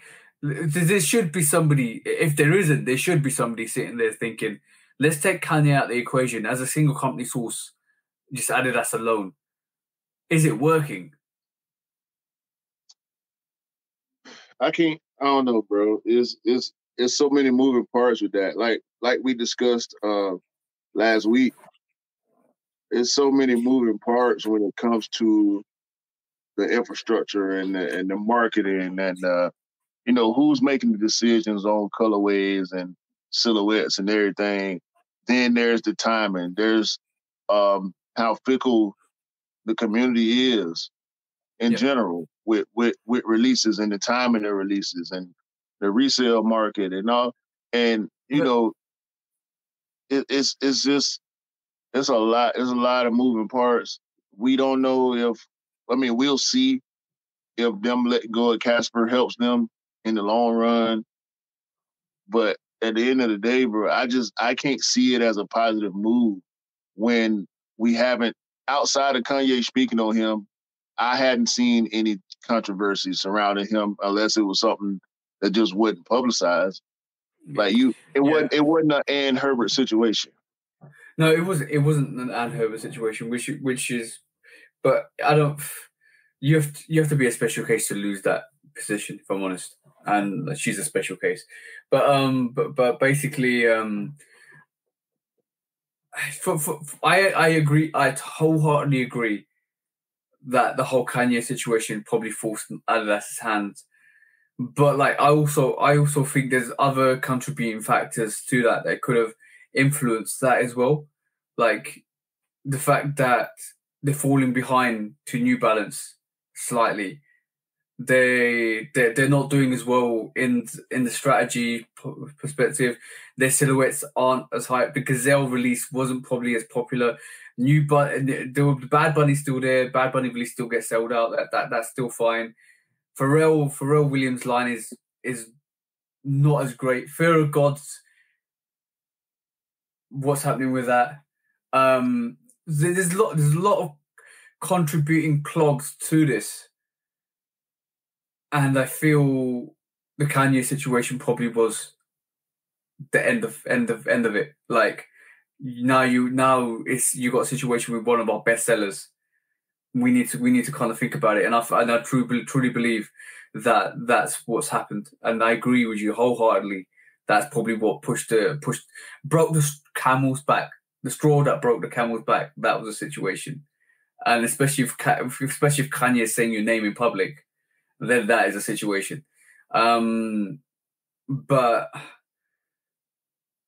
since the NMD range, without Kanye, Adidas has really fallen back. Yeah. Really gone backwards. Really, yeah. a lot. In public opinion, I know Marcel was going to say they still do well in sporting brands. I know he's going to still say all the stuff that he does say about Adidas, and I truly believe it. He's fine. Adidas are doing a lot of things with YouTubers, like KSI released with the forums.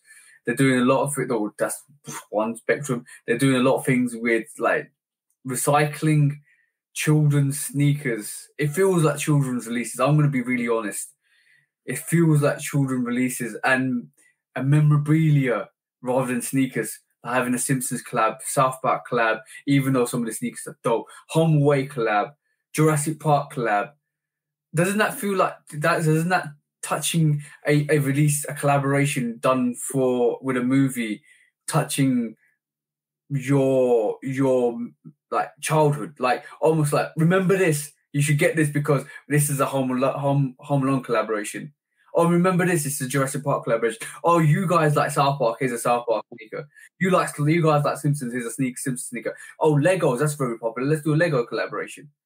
You see what I'm saying? It's a different approach. It's a different approach. But I just, bro, we can talk about this till we blue in the face. They don't have the silhouettes, bro. They don't have a 990. They don't have a 574. They don't have a 992. They don't have a Dunk. They don't have Jordan Retro. They got shell toes. They got Forums. They got Gazelles. Yeah, those are their top three. I would say the ZX range is pretty decent. I think the ZX range is a pretty decent sneaker to have in your. Yeah, rotation. You're right about that too. However, we looking at this from the sneaker culture perspective. Yeah. How many silhouettes Adidas got? They can't come. Travis Scott got more sneakers than Adidas has popular silhouettes. And he's only used a handful of silhouettes. Think about how many collabs Nike has with different silhouettes every time. Yeah, there are some that repeat. Of course, Jordan 1s are going to repeat because they're popular. We got 2s repeating now. We got 4s. We got a lot of different silhouettes from Nike. We got Dunks. We got even Nike basketball shoes, foam posits and pennies and Zoom 95s with Supreme and all this. Bro, Air Max. Look at all the special day sneaker, the Earth Day and Dia de Morte and like Halloween, all the different stuff. Nike is running through silhouettes that they can keep pulling back up over and over and over. And it's over 20 dope silhouettes. Adidas ain't got that. New Balance is closer to Nike as far as number of hot silhouettes than Adidas is. Yeah, Sean Weatherspoon is the hype behind Sean Weatherspoon, what he did with the 97-1, and when he went over to Adidas and the Super Earths. I truly do enjoy looking at his vegan range. It's very special, very unique, but it's not for everybody, and that's the thing. It's a range that's still growing in the community. And I think it's good to have Sean Weatherspoon there trying to enforce that, trying to do unique different things.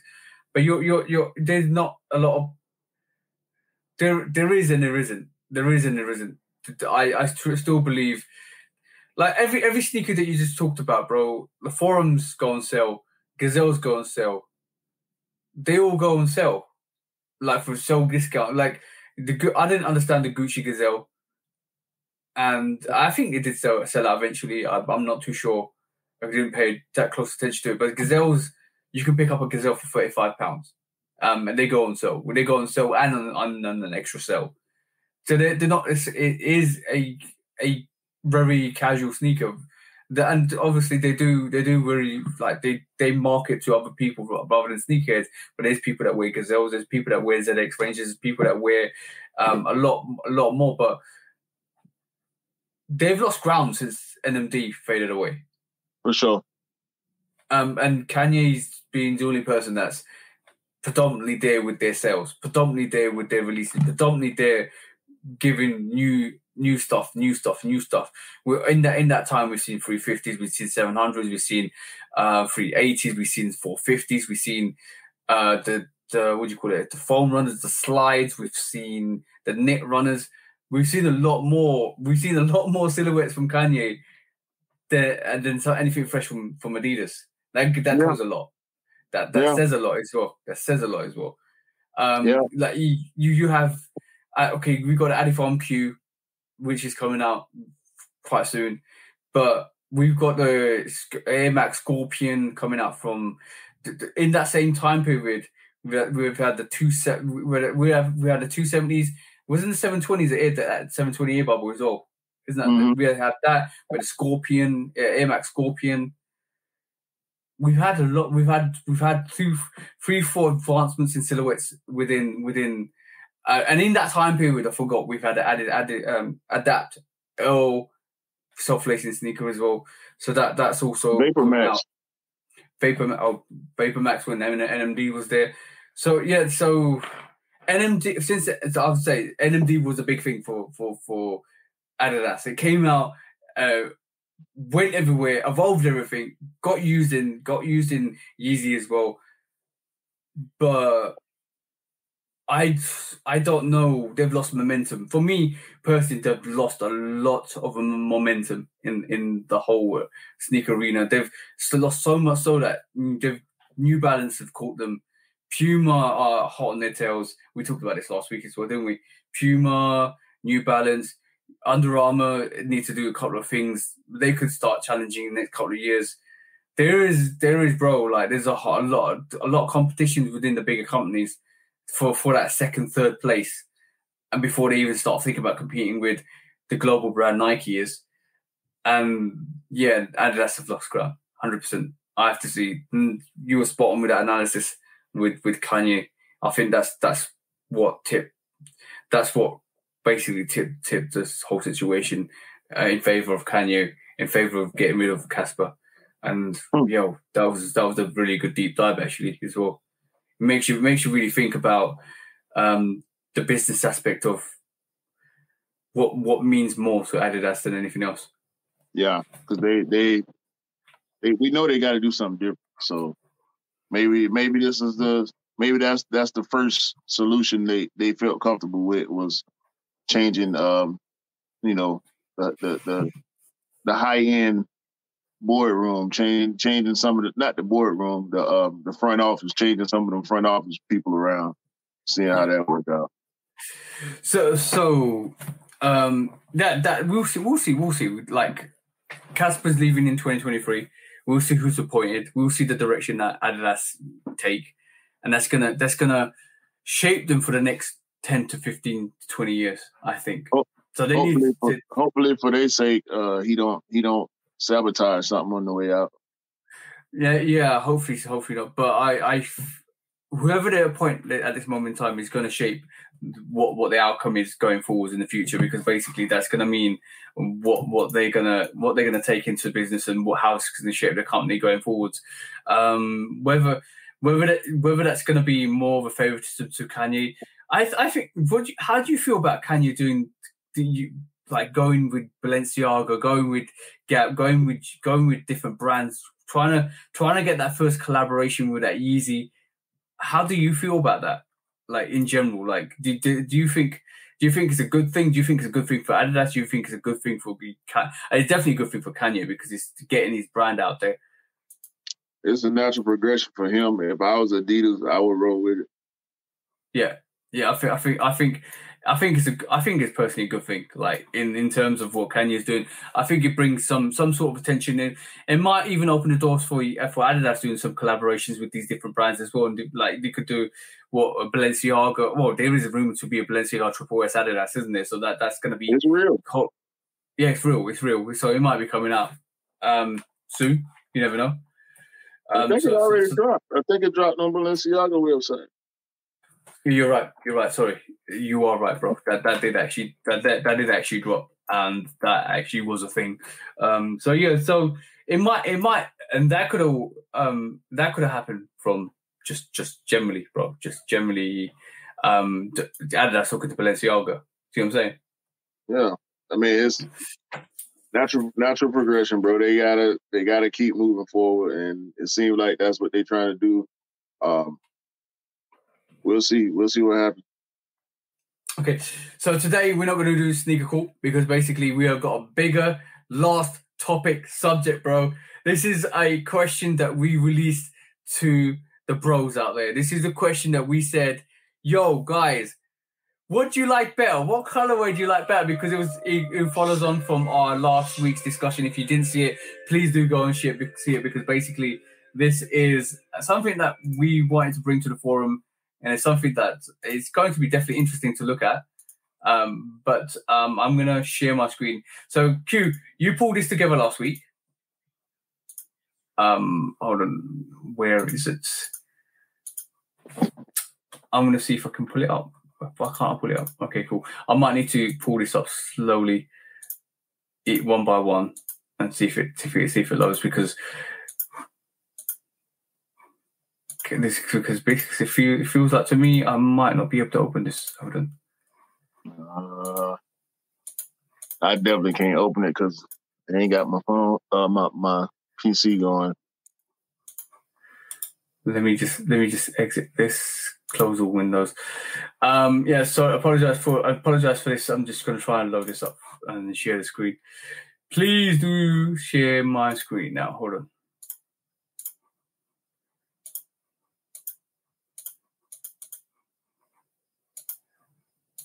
Okay, cool.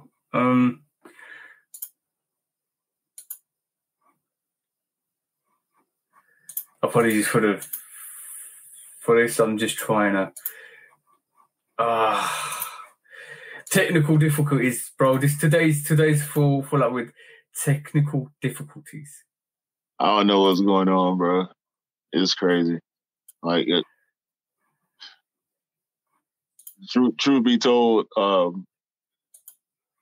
I wanted to have another battle set up for today. Okay. But because of some of my technical difficulties, I wasn't able to put it together in time. So, all right, cool. I'm gonna just share my screen. It's gonna be easier to share my screen. So basically, I will click through and we'll discuss it. Let me just share my entire screen. And there you go, guys. So Q, you pulled this together last week, right? Yep. So, and you said to the bros, you said to everybody out there, right? Cool. Pick your favorite colorways. So you basically the color combos, the predominant color combos that we get that are not OG tiers, but they are literally recognizable and very, very predominant within our rotations. And we discussed it. So we've got from left to right, we've got the yellow tour. Basically, it's any yellow color combination that's got that tour or that yellow on it, which we're talking about lightning fours, we're talking about thunder fours, we're talking about all the fours. Literally, you can see on the left, that is your tour yellows. Then you got another variation called the stealth variation, where you got the stealth threes, you got the stealth four, you still got stealth fives, and you got the stealth ones. Also, you got the starfish starfish colorways, which predominantly is with that shattered backboard OG variation. Then you got the cool gray, you got the cool gray 11s, cool gray 4s, and cool gray 3s, and then you got the university pack, which is basically university blue, which is UNC 1, UNC 3, and UNC 4. So we're talking about this. So we gave everybody a choice, right? And the choice was my idea, the original idea for it. If y'all watched the last episode, y'all know was which colorways. We're doing 3 sneakers each colorway, and this is just the first one. So it's not a pick a shoe thing. It's a pick a colorway thing. 1 through 5. So it's rankings 1 through 5. Where are you at? 1 through 5. Oh, so basically 1 to 5 being first of all that the tall yellow being 1 and the university blue being 5. Yeah. Yeah, and you place your rankings according to your opinion. So I went with UNC first, Shattered Backboard second. I'm sorry, UNC first, or University Blue first. Yep. Starfish second, obviously because of that the 1 high and low, not so much the 13. I went with Tour Yellow third because all those 4s are just ridiculously great looking shoes. Yep. I agree with that. I went fourth with Cool Gray because I don't like the Cool Gray 4 as much as I like the 11s and 3s. Yep. And Stealth, the only Stealth, I like the Stealth 3s, not as much as I like the Cool Gray 3s. And obviously I like the Stealth 5. I got a pair of Stealth 5s, so that 1, they could have kept that. And I went with the True Color codes. If it doesn't have that color on the box, it don't count. That's why for Stealth, we had to go with the 1 because I couldn't find any other Stealth Jordans that are retros. Anyway. So you basically didn't go with the Stealth 12 either because basically I think we had this discussion. You said 1 or 12. I said 1, and then that's what we went with 1. Cool. That's fine. So my I've had a long time to look at this, and my color combo. My number 1 is going to be the cool gray. I love the cool gray 3. Love the cool gray 4. Love the cool gray 11s as well. So that's my number 1. There's something about just the cool gray colorway is so dope, so dope. My number 2 is going to be UNC, your University Blue. The one's dope, 3's dope, 4's dope. And the fact that 3's based on a PE, dope sneaker, dope. Right. That's the one that's coming on my number 2. My number 3 is all the 4s. Tall yellow. Tall yellow, all the 4s. Lightning Thunder. All of those 3 4s are absolutely gorgeous. Right, so that's my number 3 pick. My number 4 pick is a Starfish. I know, bro.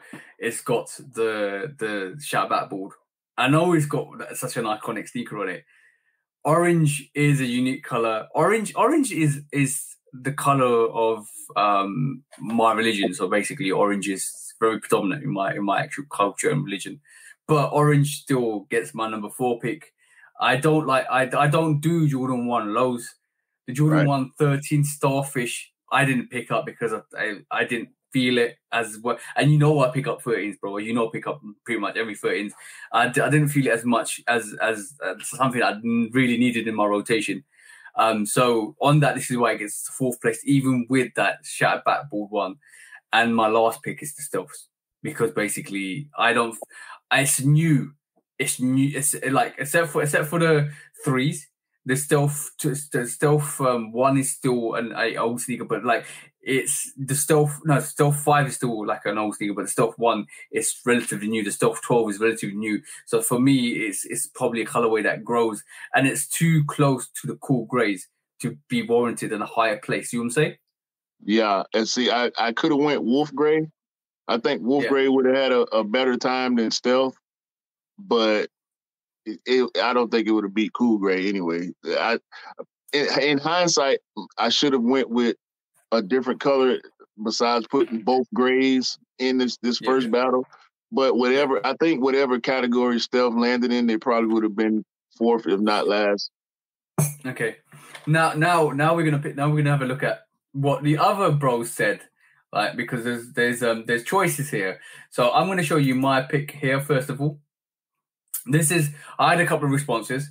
So Johnny 72 Roberts went 5, which for me number 5 is UNC Blue, right? Mm-hmm.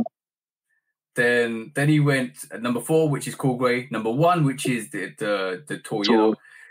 Number 2, which is the stealth, bro, over the starfish. That's crazy. That's crazy. that shattered backboard one is better than all 3 of those shoes combined. Yeah. I have to agree on that, bro. So second up is VTech Vapor, which he went 5, which is, from my recollection, is UNC. Number one being the tall yellow. Number 4 being the cool grey. Number 3 being the starfish, and number 2 being the stealths. Retro 23CA went number 4, Cool Greys, and he went Cool Greys again next in the line before. I think he just loves Cool Greys, bro. So that dark horse went number 4, Cool Greys. Number 5, UNC. Number 3, Starfish. Number 2, the Stealths, and number 1, the Tall Yellow.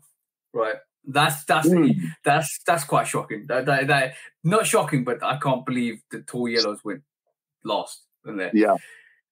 So you're obviously there as well, but we already go through your order. But the bro Crepsaholic went 5 UNC, 4 Cool Grey, number 1 Tall Yellow, number 3 Starfish, and number 2 Stealth. So why is this hold on, let me stop sharing my screen, because I want to see your face, bro. Why is Starfish really low, bro? It's because of the 13. Yeah, I'm gonna say that. But I think it's because of the 13 and the 1 low. Because, like, if you put that shatter backboard by itself with all the one choice on each of those colorways by itself, everybody's picking that shatter backboard, bro. Am I not wrong? I thought about doing home, away, and 3.0, but it wouldn't have been fair, bro. That would have been fair. Everybody was gonna pick that start. It would have been a wash, dog. And yeah. I also could have put the women's Starfish 4s instead of the 13, but I said nah. I'm gonna leave that 13 in there, and we gonna see what happens. Yeah. Because the one is so strong, I think it pulls enough weight to carry the 13 with it. You know what I'm saying? Yeah. But the thing is, like, I'm surprised. I'm from that reaction alone, bro. Cool Grey was up there.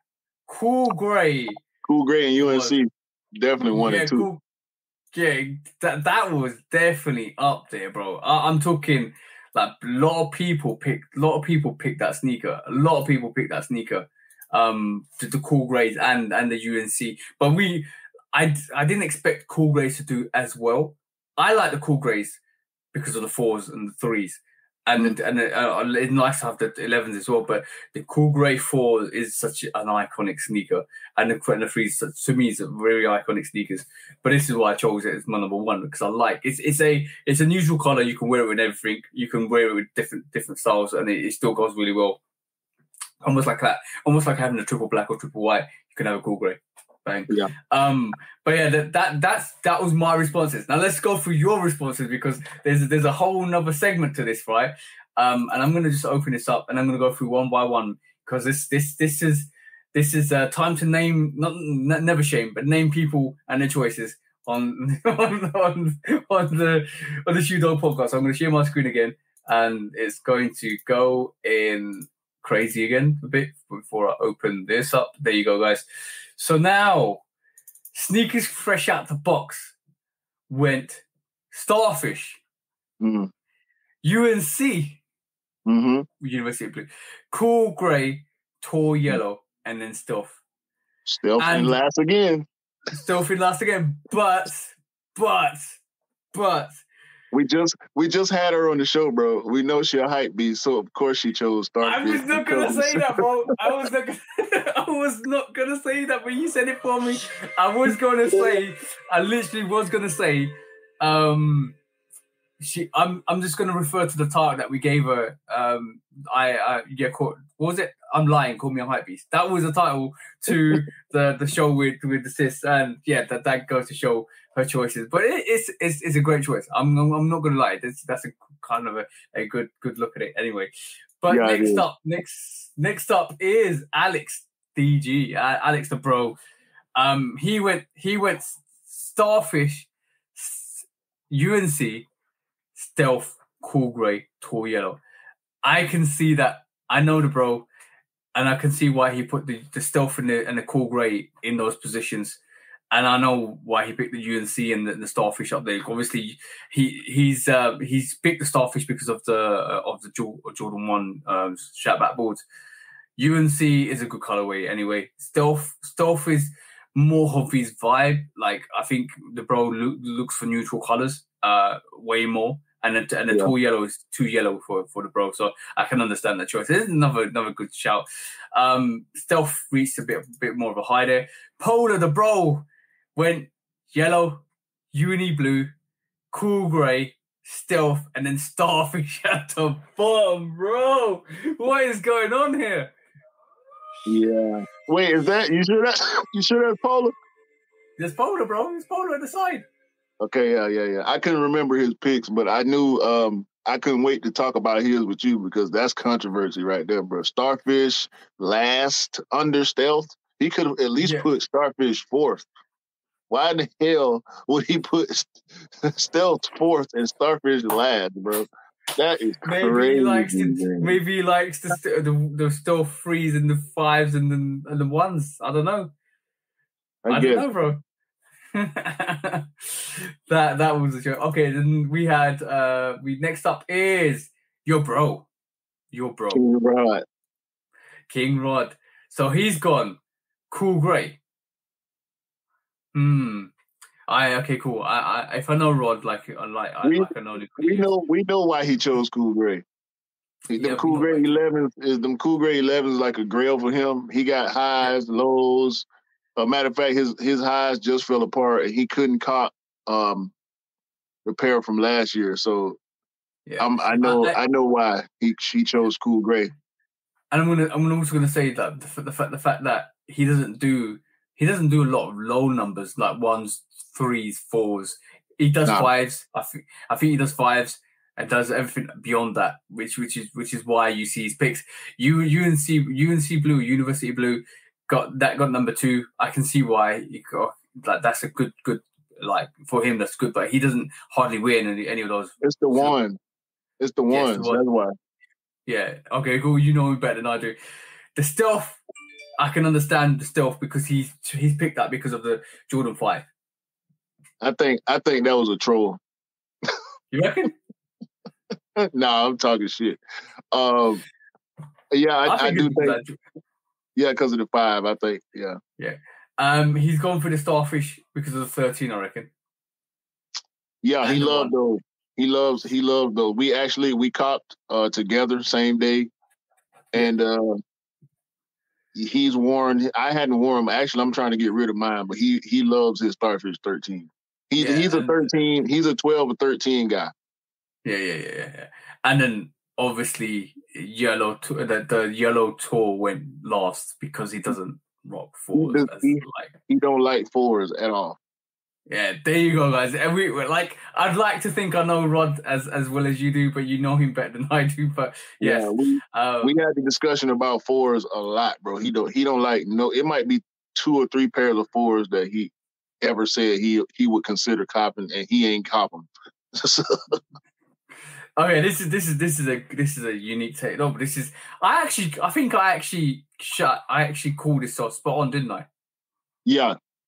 Yeah, I knew Cam was doing Starfish. I knew Cam was doing University of Blue for that Jordan 1 as well. I knew he was going to do the Tall Yellow because now he's got into fours a bit more because basically he's found his right size. I knew the Cool Grey was his 4th pick, and I knew Stealth was his 5th pick. I kind of got that spot on. Definitely got this one. If you don't know Cam loves the color orange. Loves it. Yeah, Absolutely. I had to go Starfish. That's easy choice for him. Yeah, that was the easy choice for him. Next up is the sis Jenny. This is going to be quite interesting. She's gone with Starfish, UNC, Tor Yellow, Stealth, and Cool Grey's last, bro. Are you putting Cool Grey's last, sis? I need to talk to you. But she don't like 11s. No, but she like I don't. What else Cool Grey's were there? There was the Freeze and Force. Yeah, maybe she doesn't do Freeze and Force. I had a conversation with her behind her picks. I can't remember exactly what it was, but I believe she said that she don't like 11s. Either she doesn't like 11s or she just don't like the Cool Grey 11s, just like Polar. We know Polar don't like Cool Greys. Okay, cool. Next up is E, the bro E. Okay, he's gone with UNC. He's gone with Cool Grey. He's got Starfish third, Tor Yellows fourth, and that Tor Yellows because I don't think E wears a lot of fours as well as threes. And obviously the Stealth is last again. So Stealth is predominantly coming in last, but there's some good choices out there. It's over. Stealth is fifth, period. That's it. So Blazing Guns has gone with UNC number 1, Cool Grey is number 2, Starfish number 3, Tor 4, Tor Yellow is number 4, and then Stealth is number 5. So that kind of makes sense there. The Cool Greys and UNCs are predominantly 1 and 2 on average for everybody because I think that's just such a great color combo with all of them. And last but not least, and we've gone through a lot of people now, last but not least, the bro, Mr. Miller, he's gone weird. Easy, Yellow, UNC, Cool Grey, Starfish, and then Stealth.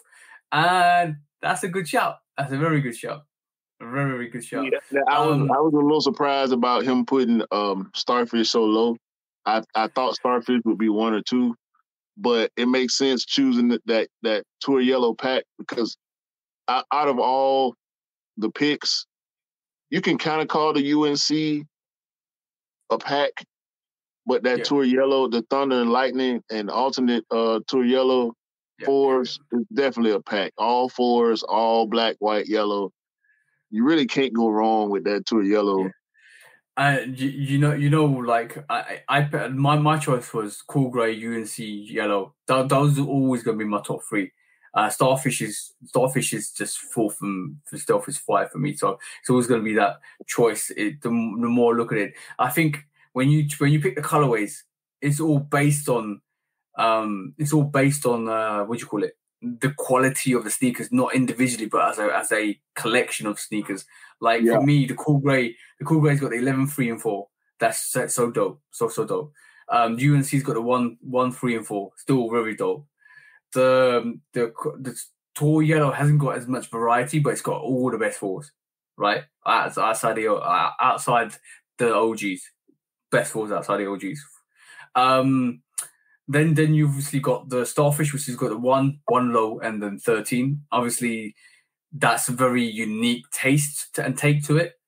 But then the Stealth is obviously, like I said, it's new. It's got the 5, one of the best silhouettes around, 3, and then 1. But it's very new, a sneaker that needs to kind of resonate over the years and live within its color range before it kind of comes out and we start talking about it as being a classic color combo.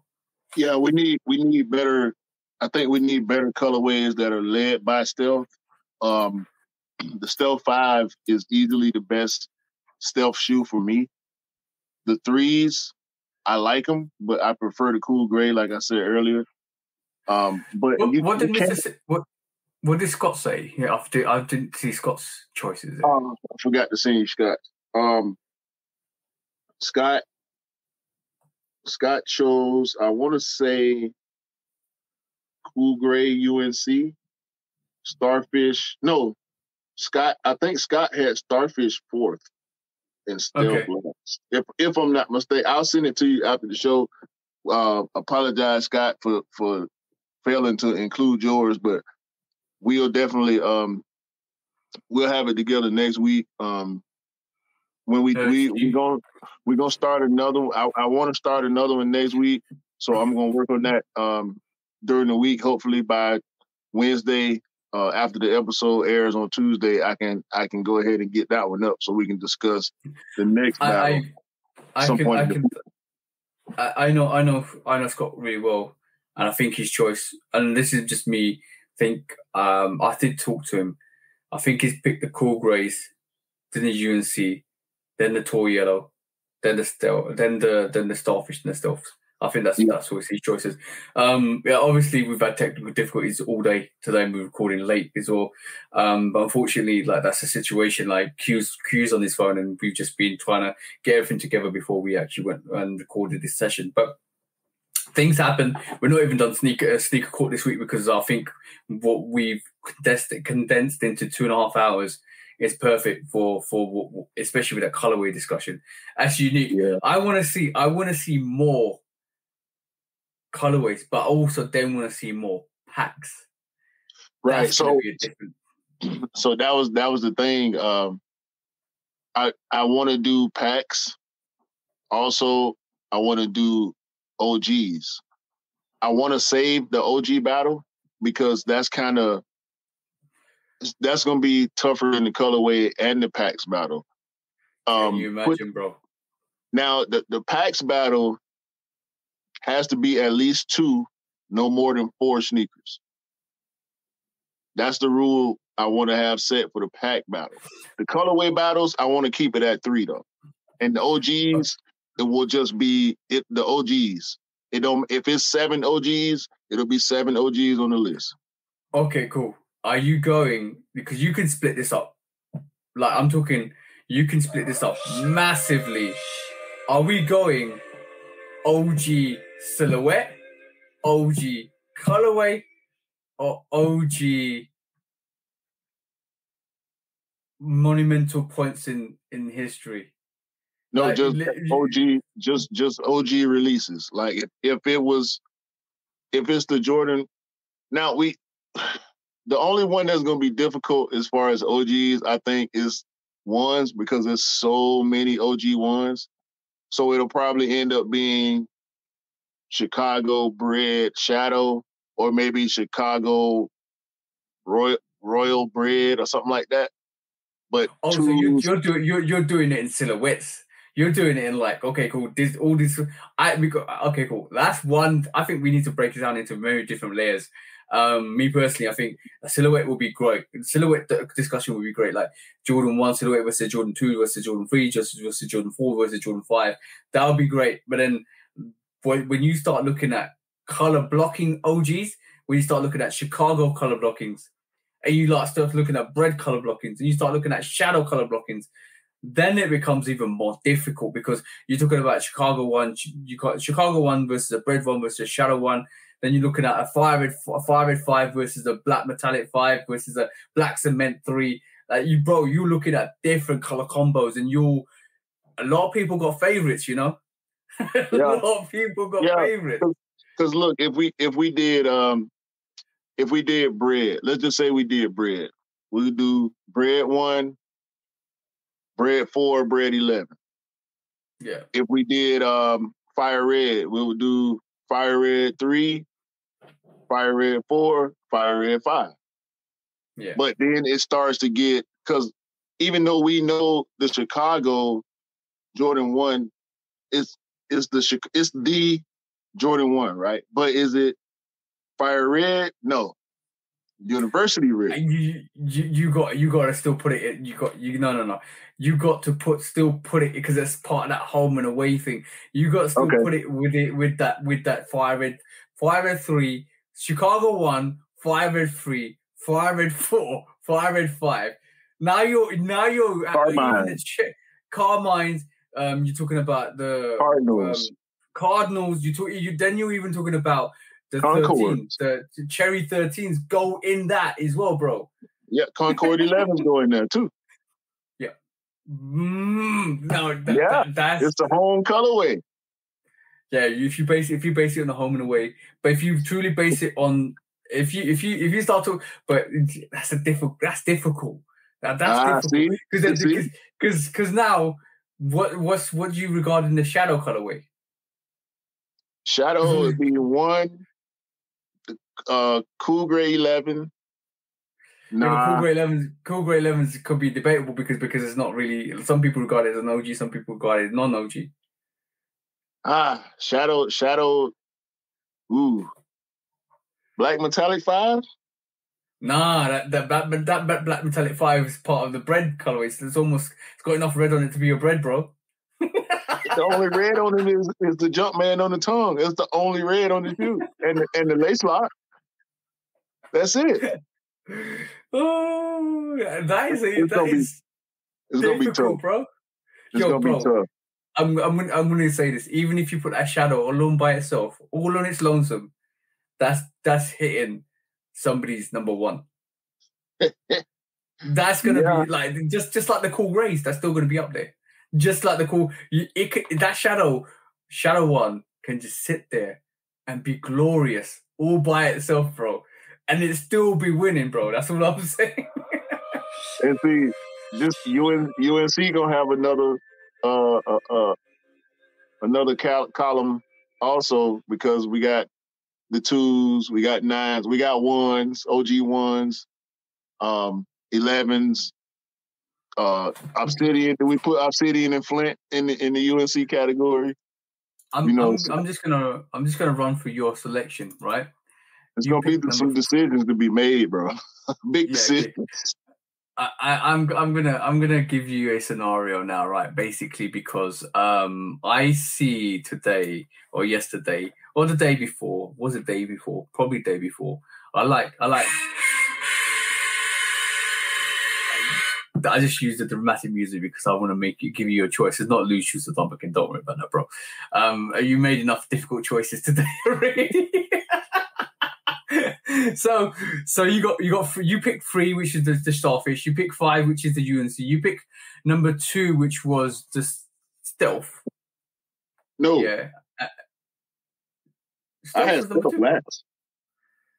What's number 2 then? I have UNC 1, Starfish 2, Tour Yellow 3, Cool Gray 4, and Stealth last. So what I'm looking at this moment in time is wrong then. Wait, are you looking at what I sent you? Yeah. You picked 3, 5, 2, 4, 1. Okay, I went Starfish, then UNC. Then Stealth, then Cool Gray, then you went number 1, which is the Tour Yellows. I made a mistake, bro. Hold on, bro. Hold on.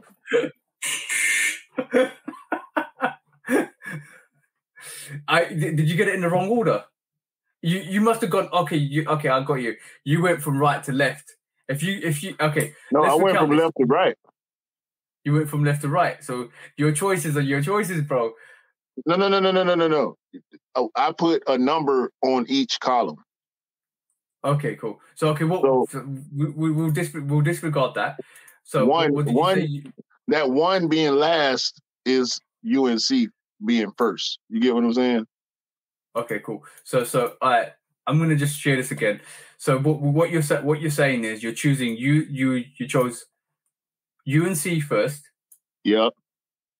Then you chose Starfish. Then you chose Tour Yellow. Then you chose Cool Gray. Then you chose Stealth, right? Yeah. Okay, cool. That doesn't really matter what I say, right? Because like the Jordan 5 UNC is a real thing, bro. Not the PE now. Hold on now. And the Bluebird don't count because it's not University Blue. No. The Jordan 5 UNC that's coming out next year. There's early pictures of the upper. It is a thing. I ain't seen it. It is a thing. It is a thing. Do you want me to show you, bro? No. Nope. I'm gonna look at it. I'm gonna look at it when we get off, because I don't need nobody looking at my face while I'm looking at University Blue 5. It's definitely a thing. It's definitely a thing. I'm gonna pull it as soon as we finish recording. I'm gonna go hide in the closet and find pictures of that shoe. Okay, it's definitely a thing. If it's true from what I've seen of the pictures, is definitely all blue all the way through on the upper, nubuck all the way through on the upper, looks dope all the way through on the upper, bro. If the pictures are correct, and this is from a legitimate source, it's all the way through, blue all the way through, all over. Like literally, there's no midsole to it. There's just upper paneling, and it's basically being constructed. Somebody's taking a quick snap. It could be. I put a caveat to everything I say because it could be from the UA stores. It could be something that's fufu. But it looks like if that's legit, if that's real, if it's come from a true source, then UNC fires are definitely a thing next year, bro, and it's going to be quite mental. We'll see, man. We'll talk about it next week. And on last but not least, what do you think of that Gore-Tex 5? I like it. I wish it wasn't women exclusive because that means it's Gore-Tex, so it might come in extended sizing. But I may or may not go for it. I mean, my black metallic's still in good shape. I'm definitely going for it. I'm definitely going for it. We'll see, man. I mean, if it's looking, when we start getting official pictures, if it's looking good, might have to try it out. True that. And on that note, I know we didn't have Sneaker Court this week. That's because we had a packed lineup. We will discuss a couple of things that were happening in the sneaker world, especially the whole momentum shift with Adidas, especially the whole color discussion, because that's going to be a very fascinating discussion over the next couple of weeks. And obviously, your input is always. It's always important. Your input is always important. Your thoughts are always important. We like discussing things that you like discussing, and also just generally, there's other things in the actual sneaker world that we need to discuss, like Travis Scott's and the releases to Chicago. So it's going to be a packed lineup into full time. It's going to be mental. But I'll just say, don't put yourself in debt for a pair of sneakers, guys, because things are getting hard. And on that note, I will let the bro wind us down, and we'll be at your YouTube segment now.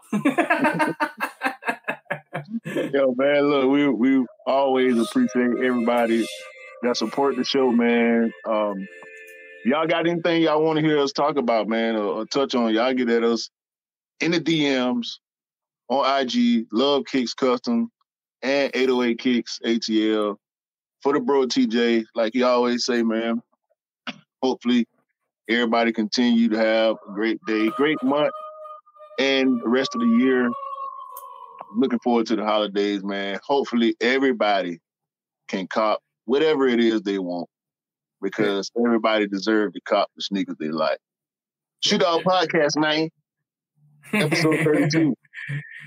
Take care, guys. Take care. Peace out.